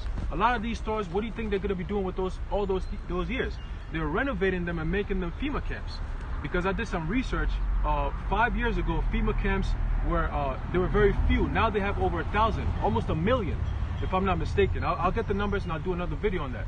Some of these schools too. These schools, exactly. A lot of these schools are being shut down, and they're saying, oh, we're restructuring the school system for social distancing and proper protocols. But meanwhile, they're setting everything up so when the students come in, they have laws, they've signed executive orders that when school reopens again, if and when they open, they take your kids to school, and there was something like somebody tested positive, the whole place got to get quarantined. They're doing that in my school already. They said, look, they're going to treat everyone like family now. So if you live on campus, you're going to have it where if one person tests positive, the whole place is getting shut down. And if they can't contain it, everyone over there is getting quarantined and taken from that campus to an undisclosed location to keep them quarantined over there. So I thought about that, and I told my shorty, I said, yo, you know what that means? You better find a place off campus, because they're doing testing. If you're out of state and you come into the school, you got to get tested. You got to stay quarantined for 14 days before school reopens. Not only are they doing that, they got face coverings. You have to do that. Okay, you have to stay 6 feet apart. All this extra stuff that they got going on, all because of a chess code. It's not because of that. It's because of something else, man. It's leading to that chip. But going back to the point, like the brother brought out, they got these unmarked vehicles, and they got all these so-called law enforcers, okay, coming out here, all because people are protesting. Nah, that's not why they're doing that. They're coming in here to give you the example, Project Operation Legend. Okay, they're showing you the prelims. Okay, slowly but surely, we're getting to that point where it says what? They shall be like madmen sparing none. So we're in the time of Jacob's trouble now. We've been telling people about this for years, but now they're seeing it. How can you be on American soil protesting for no reason, and you got dudes just come in and just grab you up by the arm and put you in the car and take you away? And then you like, yo, what's your name? We're gonna come get you. No, you can't sue them now, because they're doing the court system is already bought and paid for. Okay, all the systems that they have right now that you can go to potentially, your mayors are coming out telling you, hey, if you see these people, call 911. You can't call 911 no more, man. That time is coming where Trump is setting up where they're coming in with lethal force. Okay, you got something? Yeah, read that. There's the article. It says judge blocks Seattle's tear gas and crowd control weapons ban as city braces for weekend protests. So they had banned the use of tear gas and crowd control weapons, but the judge blocked that. Why is that? It says a federal judge has overturned a Seattle ordinance that prohibited police from using crowd control weapons. The last-minute decision comes hours after the city's police chief said the force would be powerless to stop mob violence if they can't use those crowd control weapons. Right, and mob going back to something called democracy. Okay, that's where you get the whole concept of democracy. Democracy really is, they call it rule of the people, you know, by the people, for the people, and whatever, I forget the third one. But that's not what it is. Democracy literally means mob rule, man. Okay, because through the mob, meaning the people, and how they conduct themselves, that's how the higher-ups come down with the authority. So you can say, oh, the mob is voting for Trump. No, Trump was already pre-selected. Okay, they could say, oh, the mob doesn't want these people to be in power. They're fighting, they're protesting. So let's play alongside what they're doing. No, they use the mob, the people, because it's all controlled, to what? To change governments, to change religions, to change all these different things. So everything that we're seeing now, which people say, oh, you got people protesting. Nah, it was all orchestrated by the U.S. government, man. It was all orchestrated by these elites. You got this Grandmaster Jay guy coming out here. I believe today they're doing a protest. They got guns and all black and all that. That's all Esau creating it so he could have a reason to justify why he's gonna come down with force. But then he got to get permission and get escorted by the police. Right. How you gonna protest, but you got to get permission and then get escorted by the police, but you come out here and talk like, y'all start shooting at 8 o'clock, we're gonna start shooting at 8:05. Right. It's ugly bald face ass. You know what I'm saying? But you turn around, you be escorted. Right. You know what I'm saying? Right. You clown. Get wiped out by 810. Yeah. It says U.S. District Judge U.S. District Judge James Robart blocked the ban, which was put in place by the Seattle City Council during an emergency hearing on Friday night. the Seattle ordinance, which was set to go into effect this weekend, would have prevented police from using pepper spray, glass balls, and other crowd control weapons. Right, and that's because they wanna keep people in that spirit of revolt or revolution. They're giving you that last hope of like, oh, it's not a problem, but then the next step is gonna be you have to use force because what we're doing is not helping the situation. And right as these troops rolling, they ending that $600 stimulus. Yeah. So it might take a little bit for it to settle in, because they get their last one, then they hit that dry season. That's gonna make people more agitated. Right. And based on what the elder just said, it's actual news. They were saying that they debated, because I think one of the brothers put in the chat, they're gonna drop it from $600 to $100. I said, yo, $100? People are used to getting 600 or 1,200 checks, $1,200 checks. You go down to $100. What's that mean? What does that mean? They're gonna put the squeeze on you people, man. That's what that means. And unemployment runs out. It runs out. Like, say, like 6 months. You got like 6 months to get it, and it's already been 4. Now, if Esau could drop an extension, but you ain't gonna really get no extension. Hey, it was a Bible war years ago. Yo, this brother, he in the other camp, but he had like he bleed the shit out of unemployment. I'm like, yo, where the fuck do you work? Like he was like, nah, he just kept filing for extensions.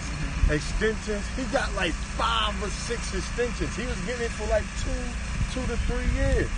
Just filing for extensions, going like probably over 10 years back. 8-9 years ago. But yeah, kept filing for extensions. Or you might do a small little course. I'm like, go here to this recreational center and we are extended. But now, ain't no extensions. That shit, once that shit run out, or once whatever money from you working in it runs out, that's it. Hey, because number one, a lot of these people's jobs, they lost them, and because of the time, now those jobs are closed permanently. So let's say you say, okay, unemployment stops, I'm gonna try to go back to work, it's gone.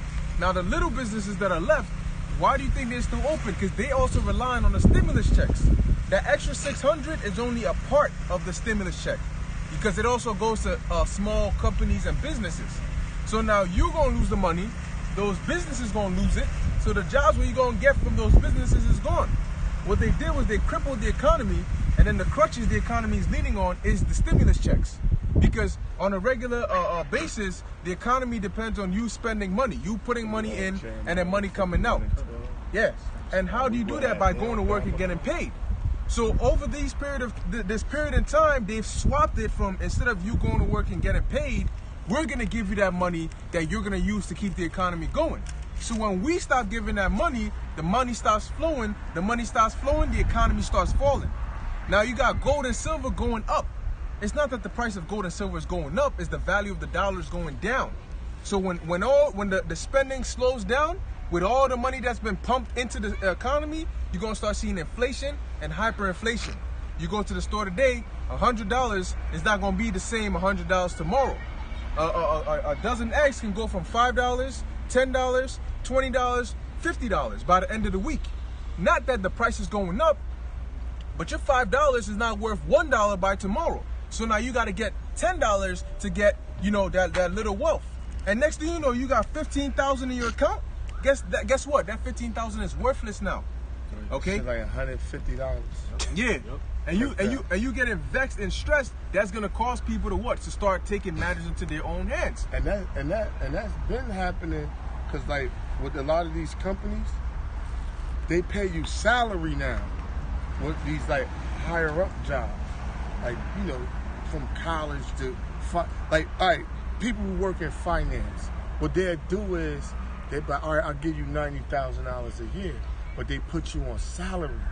You be working from home, you be working on the weekends, you know what I mean? And you be doing all this fucking overtime, but you on salary. So really that you doing like 80, 90 hours a week for your job, but sometimes you might do 60 in the office, and at home you work from home, so you might be doing 20 at home.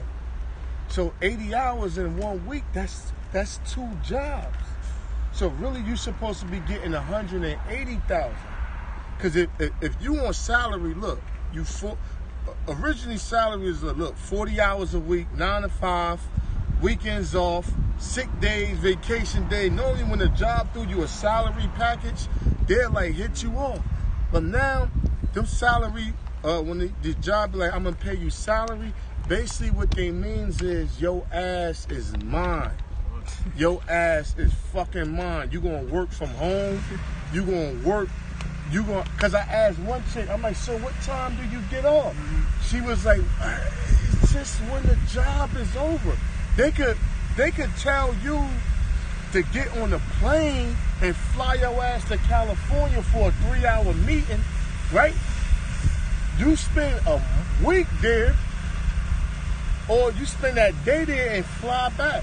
Or they send you to California for a week to deal with meetings and shit like that and fly you back. All in the name of salary. Cause what? They ain't really had the money to pay these fucking people. So really people think like, oh, and my ex-girl used to post, oh, I get 90 grand a year. Bitch, you don't get no 90 grand. You doing double the hours for that 90 grand, so you might as well cut that 90 grand in half. You getting like 45,000. Then that shit getting taxed and all of that. You know? So you really ain't seeing nothing. Then now this stimulus shit rolling around, she crying broke, trying to like look for, you know, man, these women is crazy, man. Cause my thing is, how you make all this fucking money? You had this career for 10, 11, 12 years, and you fucking broke. But that's that impulsive nature, and that's for the purpose for a man to guide them. You know what I mean? Because they make some bad financial decisions. But Esau, the point I'm making is Esau been ripping off people for their money, with their time. You know, it's supposed to be $90,000 a year at 40 fucking hours a week. That's what it's supposed to be. And if I take off, I still get paid for it. But now if you take off with these companies under a salary, your ass liable to get fired. Like some people be scared to call out. I'm like, nigga, some people like, yo, I can't, like, yo, this, like, they like, yo, I can't call out. Like, yo, this shit is real. I'm like, yo, I thought you got personal time. You know, like the brother Yikewab when we went down in the A, he was like, yo, his job was like bitch and heavy. Like, yo, if you call out, I'm telling you. You know, but they ain't tell him, but they was like, yo, all right. You know, Mondays is heavy now. So he had like this fear, like, yo, should I come on? What should I do? Like, yeah. But nah, go ahead. Salakia. Nah, you good. So it says here, the temporary restraining order on the legislation was made after the U.S. Department of Justice argued that prohibiting Seattle police from using crowd control weapons could actually result in more deadly force being used in situations where law enforcement need to intervene. Because if I come and I gotta use rubber bullets to stop you from committing this crime so I don't hurt you, but you ban me from using rubber bullets, I still gotta come and stop you from committing this crime. But how am I supposed to do it? Now I gotta, if my life is in danger, I can't stop you with a rubber bullet. I gotta use my gun, and that's lethal force. That's what they want, though. That's what they want. Yeah. You know, because as soon as you kill one of them or two of them, because people, one thing about death, people get real vengeful from. Mm-hmm. Like, you know, I think it's in a law, like if somebody, like a murderer, you'll send them away in like another town because of people's family get vengeance. Yeah, because one thing about, all it takes for one of them guards or one of them agents or troops or police officers to get killed. Hey man, even when cops get shot, let's bring it back to regular police. If a cop gets shot, a New York City cop gets shot, the whole police force is going to be on some shit. in all 5 boroughs. You gonna be like, yo, why they wilding like that? So, because people get that vengeful spirit, like when violence is done to a loved one. So all it's gonna take is for one of them to get that shit to go lethal, one of them cops get killed, and people crying, weeping, oh, I can't believe the motherfuckers! And you know, and that shit just, all it take is a little match strike, and that shit gonna be that, hey man, that flame's gonna go, man. We're gonna set it off. And they sending them to Chicago. All right? Chicago, they be doing a lot of shootings over there, man. You know, like you got a lot of Jake that like to act tough. So they in that gang stuff, and these troops come in there and they're like, nah, you're not about to do us like you do in Portland. And they start firing back. Them agents, them federal agents, especially with Trump's authorization, he gonna tell them, look, if your life is in danger, use lethal force. All right? And it only takes, look, man, just one event to start it off. The second that trend of lethal force being used on civilians starts, you're gonna see it in other places, and it's gonna become a thing. Yeah, that shit gonna be like one thing about violence and vengeance. Once you start that shit, it's hard to stop. Hey, look at them California niggas, them gangs out there. Them niggas been beefing since the fucking 60s. And you'd be like, yo, y'all, what's up? Why you can't go to that neighborhood? Oh man, fuck them niggas over there. We hated them niggas since 1960. My uncle killed my great grandfather, you know, was beefing with them niggas great. And that shit be like a ongoing thing. It may die down at peaks, but that shit is like an ongoing thing. Them gang wars, that shit is like it's like a cancer, man. And once it start, that shit just keep on going. Hey, check out the Syrian wars. Know what I mean? That shit was like a ongoing with the Seleucus and the Ptolemaic dynasty. That shit was his son, their son. That shit was like an ongoing thing. So, and that's what it's going to be this time until Yahushua come back and put an end to that shit. So it says, the city, and now they're saying protesters are starting to use more advanced and more dangerous, you know, because they'll throw rocks or they'll throw back the tear gas, but now they're starting to come up with their own kind of weapons. Like things that are actually dangerous. So you telling me you're going to stop these officers from using rubber bullets and put their lives in danger? They're not about to do that. So it says... Right, but hold on. One thing I also understand that is that this whole George Floyd thing happened a few months ago, and it kind of died down. They already giving Jake money. Jake is chilling right now. They got money. They buying cars and getting married and making babies, just like in the time of Noah. They're chilling right now. You think Jake is out here trying to really protest right now? What are they protesting? Everything has died down. They got money. They don't got to work. I'm getting paid. I don't got to work. What am I worried about?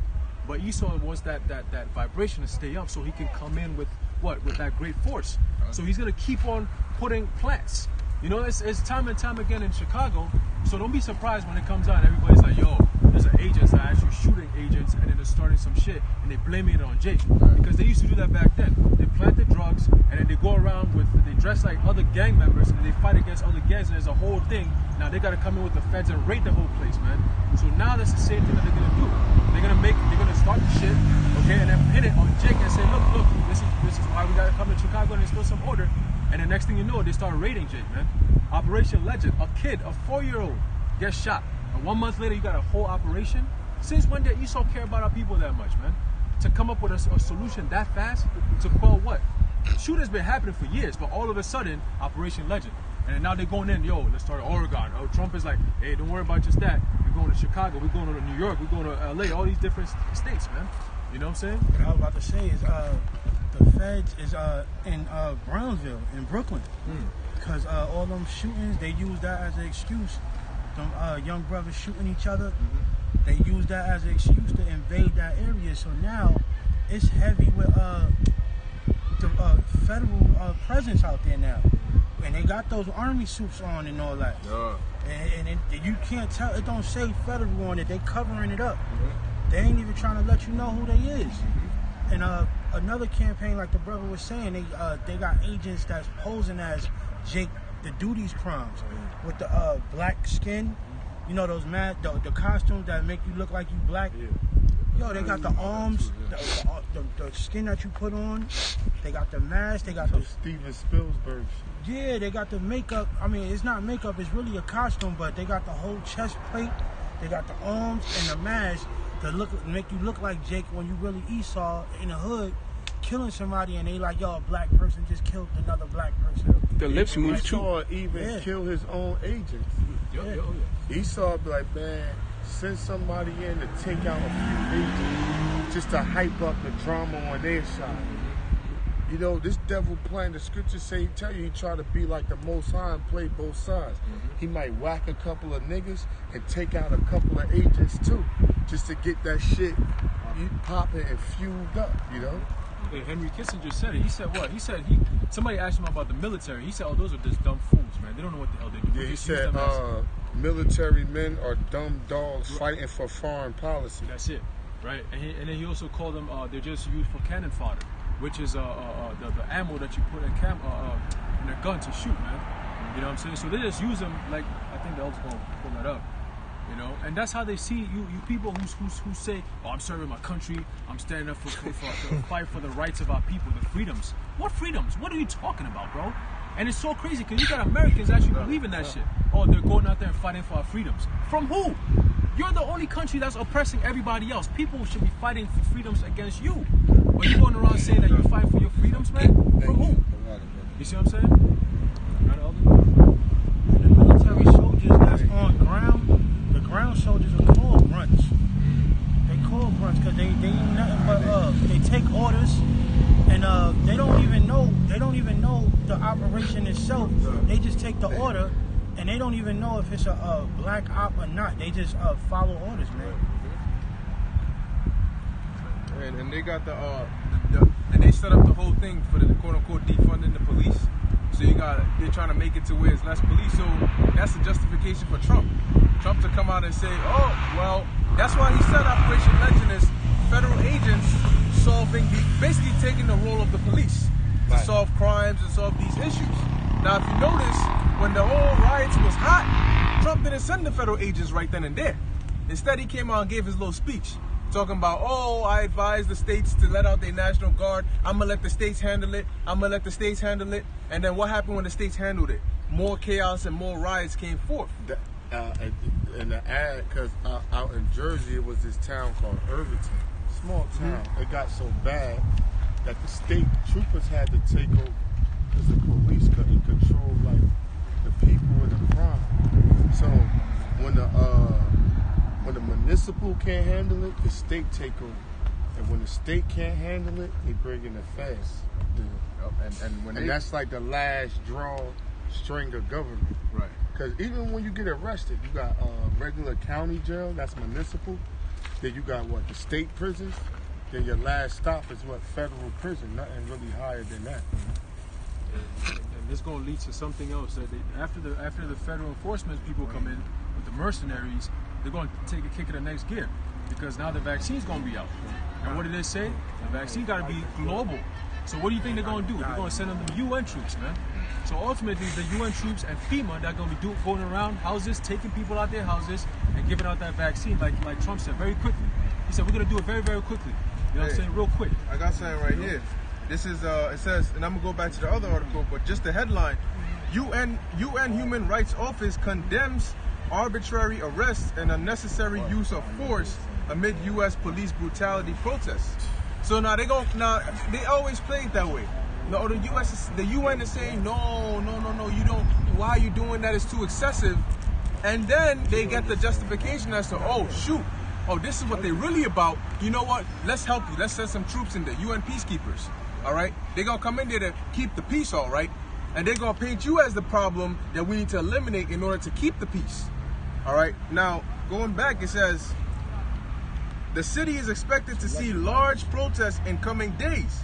In a letter to business owners and residents released hours before the ruling, Police Chief Carmen Best warned that the legislation passed by the city council give officers no ability to safely intercede or preserve property in the midst of a large violent crowd. It says Seattle police will have an adjusted deployment in response to any demonstrations this weekend. as I will never ask our officers to risk their personal safety to protect property without the tools to do so in a safe way. So either you let us use lethal force. Yes. Either you let us use these crowd control weapons, or we use lethal force, or we just not gonna be there. Because then you telling us basically to go and risk our lives. We can't use lethal force, and you're banning crowd control weapons. How the hell are the cops supposed to do their job? Then they just not gonna do it. So now when crime goes on, they're gonna tell you, well, you're not letting us use the tools necessary to stop the crime, so you can't expect us to go in there and stop it. Unless you authorize something, you know? It says Seattle has seen numerous protests since the death of George Floyd in May. The city hosted the now defunct autonomous zone in its Capitol Hill neighborhood, which was later disbanded following a string of violence and several deaths. Over the last week, protesters have smashed up and vandalized several businesses in the city. It says large protests are expected over the weekend. All right, you got the NFAC thing, you know, they doing their whole thing over there, you know, in what's that, Louisville? I think that's where they're gonna go. Now, hey, let the Lord put a spirit on the Edomites to come up in there and be like, man, I'm tired of y'all shit talking, and start shooting some bullets and see how fast Grandmaster Jay gonna run. It says, hey, he got that beard. You see his face, no beard. He's damn near bald, and he always got them shades on. Yeah. Like a turtle. You know when the turtle sticks his neck out, you see that little saggy part? That's what his face be looking like. Yeah. It says large protests are expected over the weekend with a tactical unit of federal agents on standby if the protests spiral into violence or rioting. And you know things can escalate. You can go in there with the mindset of, okay, use crowd control stuff, but yo, if my life is in danger and you shooting at me, hell yeah, I'm gonna shoot back. All right, that's what eventually that's what it's gonna lead to, man. All right. So they're gonna start, as it tells you in Second Esdras, when they casting you out your houses, you know, and they coming in like a flood, they're going to be killing people, man. People, you're gonna see blood in these streets. All right, and that's gonna cause people to shoot back. Yeah, the hoods, they don't got that heavy ammunition, but they got something, you know.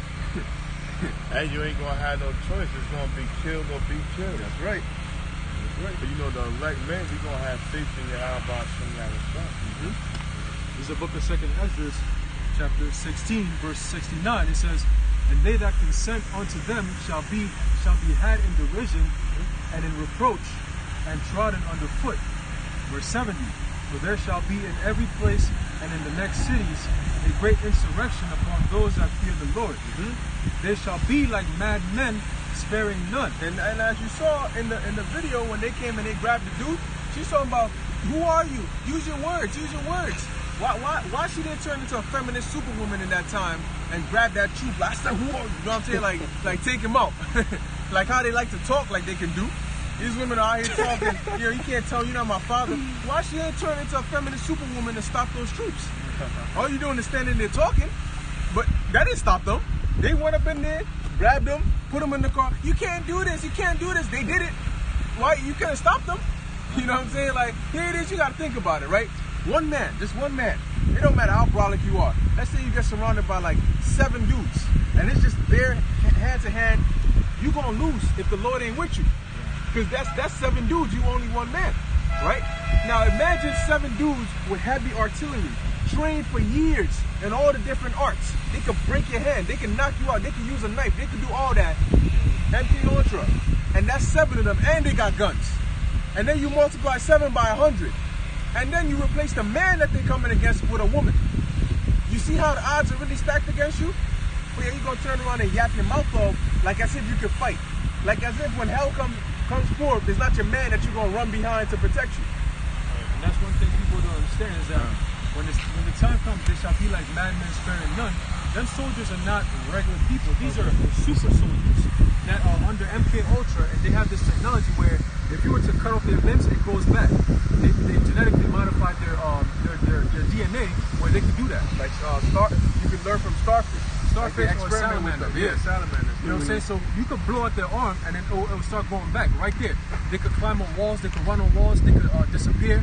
You could shoot them and they don't feel it. They're still coming at you. They show you that in Captain America. Captain America. They had a Vin Diesel movie. Yeah, Bloodshot. Bloodshot, Yeah. You gotta right.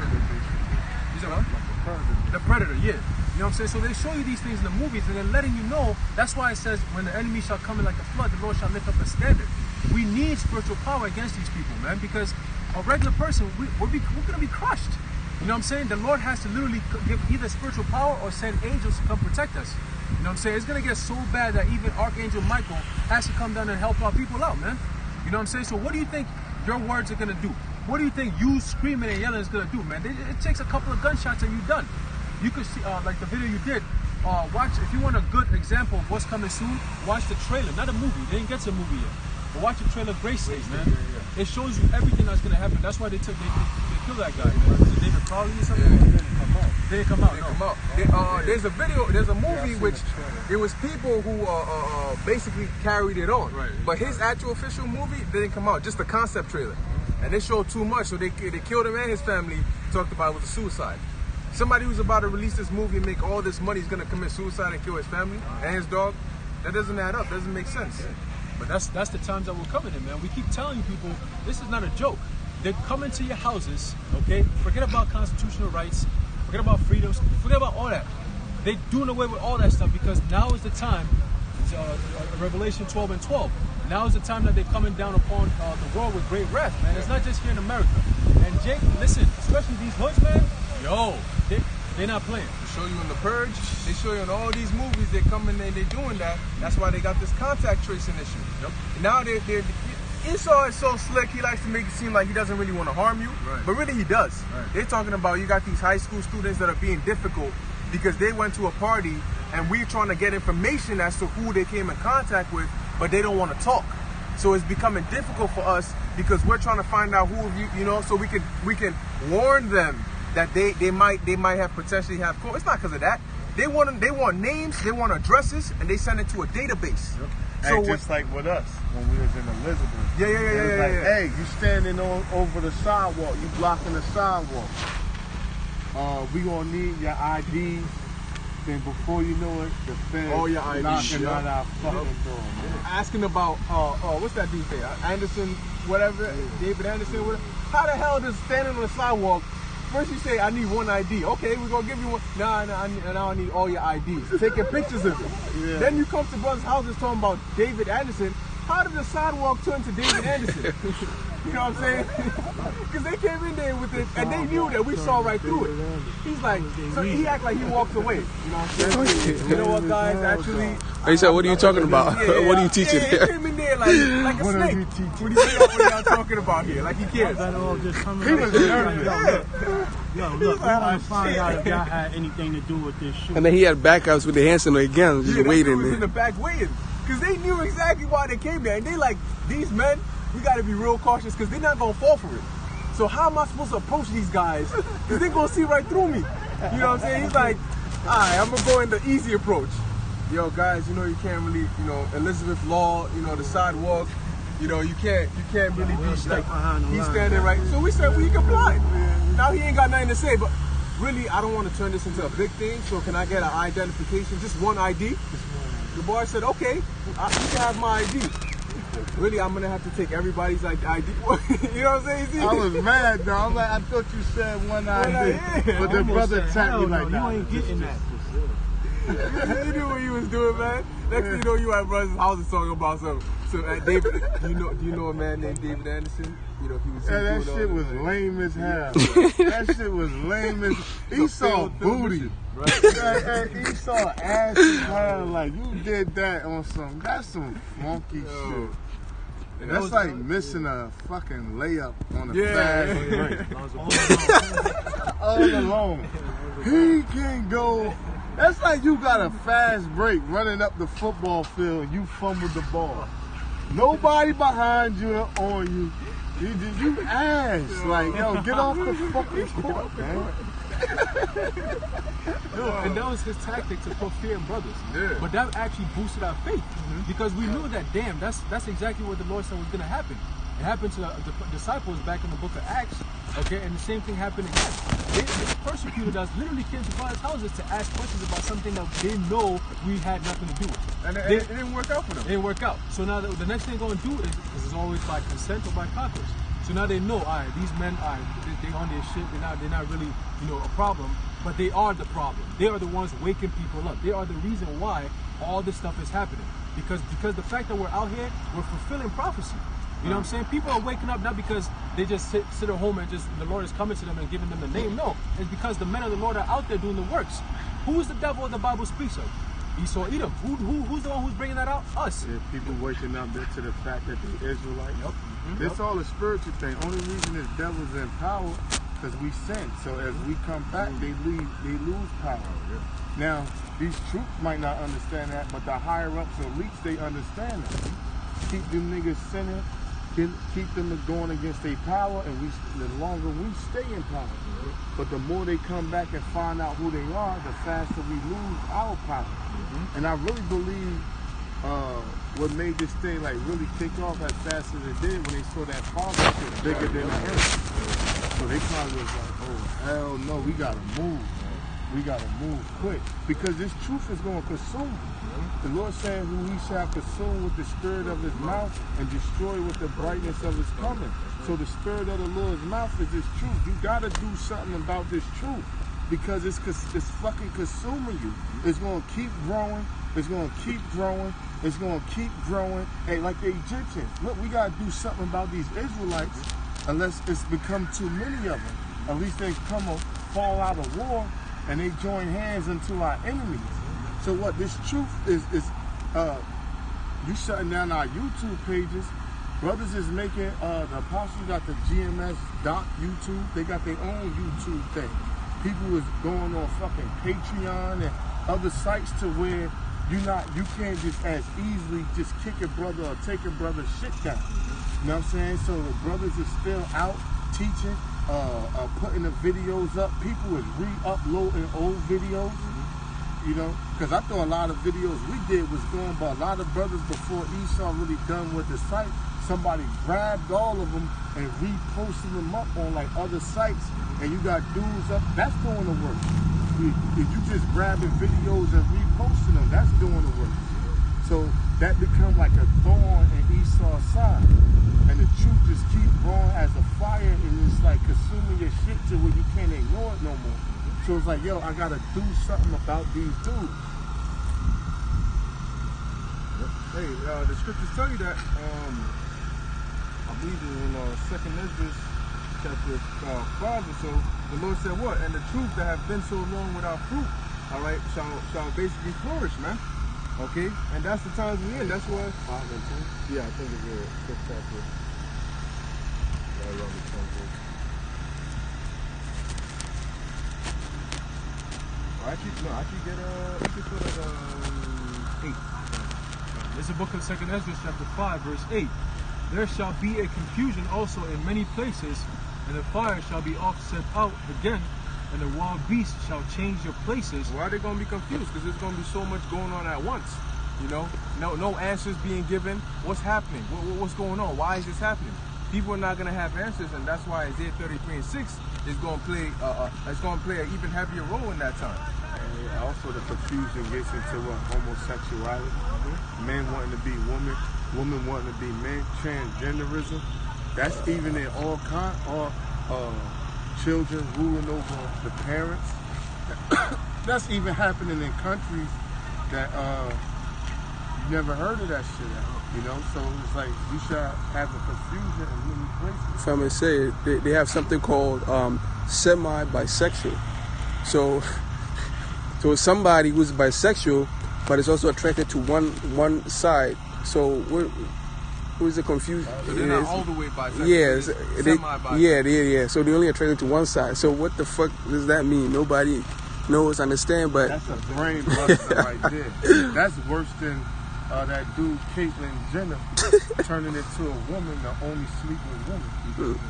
Yeah. Semi-bisexual. Yeah. What? That shit, I can't even wrap my mind around that shit. Yeah, that's why Esau uses the word. The English language, man. Because in any other language, there's masculine and feminine terms for those languages and words. But English, there's no such thing. So they could use certain words to come up with things that make no sense and use it as a way, oh, it makes sense. This is what it is. by combining a few words. In Hebrew, you have one word which means one thing and another word which means another thing, and that's it. If you want to combine it, you can't. You got to use a different word to make sense out of what you're saying. But English, you got semi-bisexual. But hold on, let's break that down. So, Yeah. How is somebody semi? Semi meaning you're not all the way. So how are you semi-bisexual? You know what I'm saying? Or is it like you commit only 2 out of 4 bisexual acts? Yeah. And so you're not all the way bisexual? But what does that mean? You know what I'm saying? If you commit a homosexual act, are you not a homosexual? No, So but that's I wasn't. that's 2 prefixes. Yeah, it is. That's semi and bi. Yeah. That's 2 prefixes on the word. Like a semi. That's like saying I'm hot, cold today. Yeah, I'm out. Yeah. This is the pre-post game. Hey, that's all confusion, man. That's why this is known as Babylon, right? Which goes back to Hebrew of the ball, which is confusion, and we are indeed, like it says in Revelation, as in the land of confusion. Okay, that's why scriptures say what? Babylon is fallen, that great city. So this land is the one that's causing all the confusion around the whole world, man. And what do you do to something like that? You destroy it completely off the face of the earth, man. And that's very soon to happen. All right. There's a book of 2nd Ezra, chapter 6, verse 27. It says, "For evil shall be put out, and deceit shall be quenched. As for faith, it shall flourish. Corruption shall be overcome." Corruption shall be overcome, because this place is full of corruption, but that corruption is being overcome with this truth. You're gonna come over here with some BS. We're gonna break it down and say, hold on, because Esau likes to speak fast when he talks his bullshit.